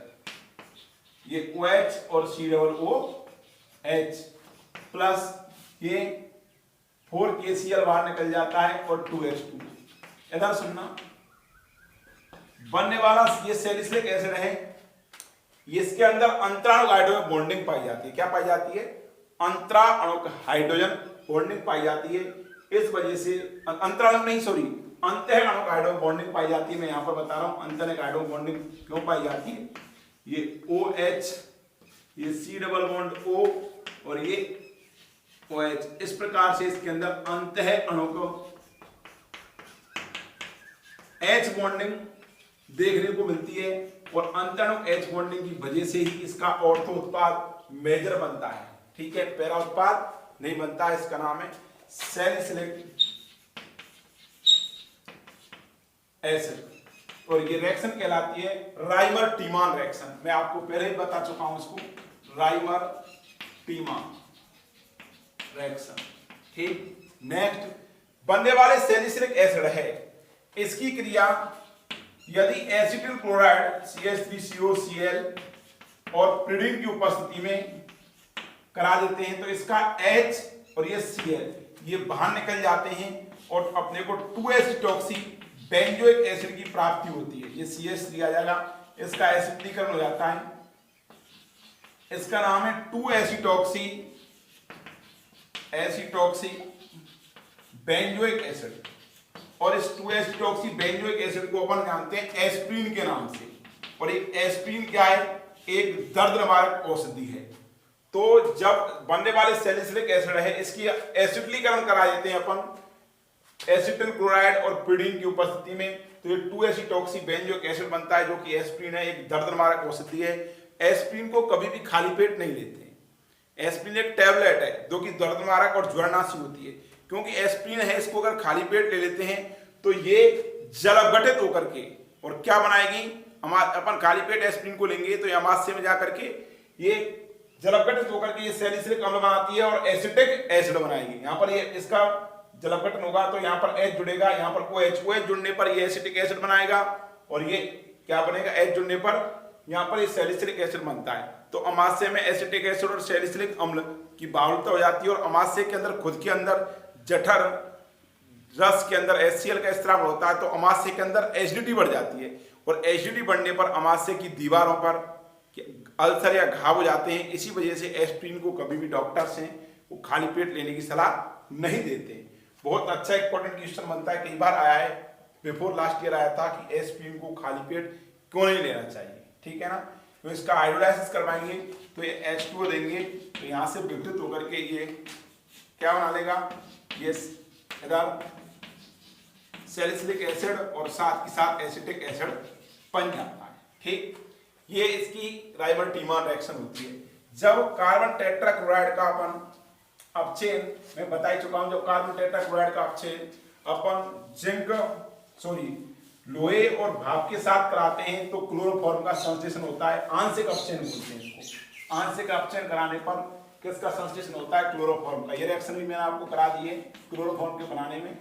इसका आंशिक अपचयन कराते हैं Fe और H2O की प्रेजेंस में, भाप की साथ में, तो ये क्लोरोफॉर्म बनता है और HCl निकल जाता है बाहर। जब इस क्लोरोफॉर्म को, सॉरी कार्बन टेट्राक्लोराइड को अपन इधर इसकी क्रिया वायु के साथ 775 केल्विन तापमान पर इसको CCl4 को वायु के उपस्थिति में गर्म करते हैं, तो ये वायु के उपस्थिति में या भाप के साथ गर्म करते हैं CCl4 को 775 केल्विन ताप के ऊपर, तो ये भाप के साथ या वायु के साथ, मैं कह दूं भाप बोल दें, भाप ले लें, भाप के अंदर क्या होता है H2O, या वायु कह दें, इसके अंदर ये 775 केल्विन के ऊपर इसको गर्म करते हैं, तो गर्म करने पर ये CCl4 ये विघटित होकर के, ये मैं H2O दे दिया, ये विघटित होकर के ये क्या देता है का सल्फ, ये देता है फॉस्फीन गैस देता है, विषैली गैस, और ये 2HCl निकल जाता है बाहर। तो फॉस्फीन इधर कार्बन टेट्राक्लोराइड को भाप के साथ 775 के, भाप के साथ या वायु के साथ, के लिए विशेषकर भाप ही काम में लेते हैं, इसके लिए भाप के साथ 775 केल्विन तापमान से ऊपर गर्म करते हैं, तो ये विघटित होकर के विषैली गैस फॉस्फीन देता है और HCl निष्कासित होता है, जबकि क्लोरोफॉर्म वायु के साथ ही ऑक्सीकृत हो जाता है। ठीक, जब इस CCl4 का हम लोग इसका क्षारीय जलपटन कराते हैं तो 4KOH काम में लेंगे इसके अंदर, तो जब क्षारीय जलपटन कराते हैं तो ये कार्बन डाइऑक्साइड बाहर निकलती है और जल निकलता है, तो इधर ये 4KCl निकलेगा, ये CO2 निकलता है और जल बाहर निकलता है। कैसे, ये चारों की चारों Cl ये OH के द्वारा प्रतिस्थापित हो जाती है और एक कार्बन पर 2 H क्या होते हैं स्थायी, वो इंटरेक्शन करके वाटर मॉलिक्यूल निकाल देते हैं और जल निकलता है बाहर। ठीक, ये 2H2O बाहर निकल जाता है और कार्बन डाइऑक्साइड गैस बन जाती है। तो कार्बन टेट्राक्लोराइड का क्षारीय जलपटन कराने पर कार्बन डाइऑक्साइड गैस बनती है, आंशिक अपचयन कराने पर क्लोरोफॉर्म बनती है, और कार्बन टेट्राक्लोराइड का 775 केल्विन तापमान पर भाप के साथ गर्म करते हैं तो फॉस्फीन गैस बनती है। इसके बाद कार्बन टेट्राक्लोराइड का एक रिएक्शन आती है, इसकी अपन कराते हैं कार्बन टेट्राक्लोराइड की क्रिया, उसके साथ में HF के साथ कराते हैं तो फ्रियोनों का संश्लेषण होता है। ठीक, और एक आती है इसकी 1,2-डाइक्लोरोएथिन की शुष्क AlCl3 की उपस्थिति में जब क्रिया कराते हैं तो इसका एडिशन होता है किसका, CCl3 और Cl का। इधर मैं दोनों रिएक्शनों को बताता हूं आपके लिए। एक तो इसकी 1,2-डाइक्लोरोएथिन के साथ रिएक्शन जब इसकी कराते हैं तो इसका एडिशन होगा Cl का और CCl3 का, इस रिएक्शन को। और दूसरी रिएक्शन आती है इसकी HF के साथ, ये बहुत इंपॉर्टेंट रिएक्शन है कि कार्बन टेट्राक्लोराइड की HF के साथ रिएक्शन कैसे होती है और फ्रियोनों का संश्लेषण किस प्रकार से होता है। तो जब CCl4 कार्बन टेट्राक्लोराइड की क्रिया HF के साथ में 2HF ले लूं और SbCl5 की प्रेजेंस में, SbCl5 की प्रेजेंस में उत्प्रेरक क्या होगा यहाँ पर SbCl5, तो यहाँ पर 2H का रिप्लेसमेंट 2 फ्लोरीन से हो जाता है, यहाँ पर CF2Cl2 बनता है और HF ये 2HCl निकल जाता है बाहर और ये बनता है फ्रियोन, इसका नाम है फ्रियोन 12, फ्रियोन 12 इसका नाम है, ये फ्रियोन 12 का संश्लेषण होता है। तो इससे फ्रियोन एंटीमनी पेंटाक्लोराइड की प्रेजेंस में कार्बन टेट्राक्लोराइड की क्रिया HF के साथ कराते हैं तो फ्रियोन 12 का संश्लेषण होता है। देन इसकी रिएक्शन अगली आती है कि जब 1,2-डाइक्लोरो एथेन की क्रिया CCl4 के साथ शुष्क एनहाइड्रस ड्राई AlCl3 की प्रेजेंस में कराते हैं तो अपने को इसका एडिशन होता है द्विबंध पर, तो एक Cl तो इस जगह पर जुड़ेगा और एक CCl3 माइनस इस जगह पर जुड़ता है। इधर मैं बात करूं, ये CCl3 माइनस और Cl में टूटता है तो एक Cl इस जगह पर, एक CCl3 माइनस इस जगह पर, तो ये CH, ये CH, ये CCl3, ये Cl और ये Cl, और अपने को ये Cl, ये Cl जुड़ गया, तो ये प्रोडक्ट बन जाता है। इसका IUPAC नाम होगा इधर 1 1 1 2 3 3, इधर हेक्साक्लोरोप्रोपेन, हेक्साक्लोरोप्रोपेन का क्या होता है, संश्लेषण होता है, और आपका ये CCl4 की केमिकल प्रॉपर्टीज हैं वो कंप्लीटली क्या होती हैं, समाप्त होती हैं। मैं इसको वापस से एक चार्ट के रूप में इसको समझा देता हूं आपके लिए, CCl4 की केमिकल प्रॉपर्टीज क्या हैं। इधर देखना, मैं CCl4 की केमिकल प्रॉपर्टीज को आपके लिए ड्रॉ कर देता हूं एक चार्ट के रूप में, जो आपके लिए समझाया है मैंने कंप्लीटली। इधर ये CCl4 ले लिया, इस CCl4 की मैं रिएक्शन करा रहा हूं Cl2 के साथ में, सॉरी CCl4 का मैं Fe लोहा और भाप के साथ अपचयन करा रहा हूं, 2H काम में लूंगा तो ये क्लोरोफॉर्म बनता है और HCl भाप। जब इसको मैं भाप के साथ 775 केल्विन से ऊपर तापमान पर गर्म करता हूं तो भाप के साथ, भाप का मतलब H2, तो ये बनता है फोस्जीन, COCl2 और HCl निष्कासित हो जाता है 2HCl। जब इसकी क्रिया HF के साथ कराते हैं, 2HF के साथ HbCl5 की प्रेजेंस में, एंटीमनी पेंटाक्लोराइड की प्रेजेंस में, तो फ्रियोन 12 CF2Cl2 ये फ्रियोन 12 देता है, फ्रियोन 12। और जब इसकी क्रिया इधर फिनॉल के साथ और 4KOH के साथ कराते हैं एल्कोहलिक के साथ में, तो ये देता है सैलिसिलिक एसिड, ये सैलिसिलिक एसिड बनता है, ये OH, ये COOH। ठीक, नेक्स्ट इसकी जो रिएक्शन है वो है इसका क्षारीय जलावधि, 4KOH के साथ रिएक्शन कराते हैं तो ये CO2 बनता है, ये H2O बनता है और ये 4KCl निकल जाता है बाहर। एक लास्ट रिएक्शन रह गई इसकी 1,2 डाइक्लोरो एथेन के साथ में, यह अभिक्रिया होती है निर्जल AlCl3 की प्रेजेंस में, शुष्क AlCl3 की प्रेजेंस में। तो यहाँ पर इस एक जगह पर Cl का एडिशन होगा, एक जगह पर CCl3 का एडिशन होगा, ये सिंगल बॉन्ड टूटता है, पाई बॉन्ड, ये Cl Cl, ये CH Cl और ये CCl3, ये 1 1 1 2 2 3 3 3, इधर इसका ये 1 1 1, ये 2, ये 3 3 3, हेक्साक्लोरो प्रोपेन का संश्लेषण होता है। इधर ये CCl4 की केमिकल प्रॉपर्टीज होती हैं समाप्त। नेक्स्ट इसके उपयोग आते हैं, तो ये ज्वलनशील होने के कारण ये आग बुझाने में इसका उपयोग होता है। दूसरा, कपड़ों की, वस्त्रों की निर्जल धुलाई में इसका उपयोग होता है। अगला, फ्रियोन और सैलिसिलिक अम्ल के संश्लेषण में इसका प्रयोग किया जाता है। नेक्स्ट, ब्लैक के रूप में भी इसका उपयोग किया जाता है। अगला है इसका उपयोग कीटनाशक के रूप में व धूमक के रूप में भी इसका उपयोग करते हैं, स्मोक बनते हैं इसके फॉक्स, इसलिए इसका उपयोग धूमक के रूप में करते हैं। इसका उपयोग एक प्रयोगशाला में अभिक्रमक के रूप में भी इसका उपयोग किया जाता है। इधर टैपवर्म और हॉकवर्म के इलाज में भी इसका उपयोग एज ए मेडिसिन के रूप में इसका उपयोग किया जाता है। ये अपना CCl4 समाप्त होता है।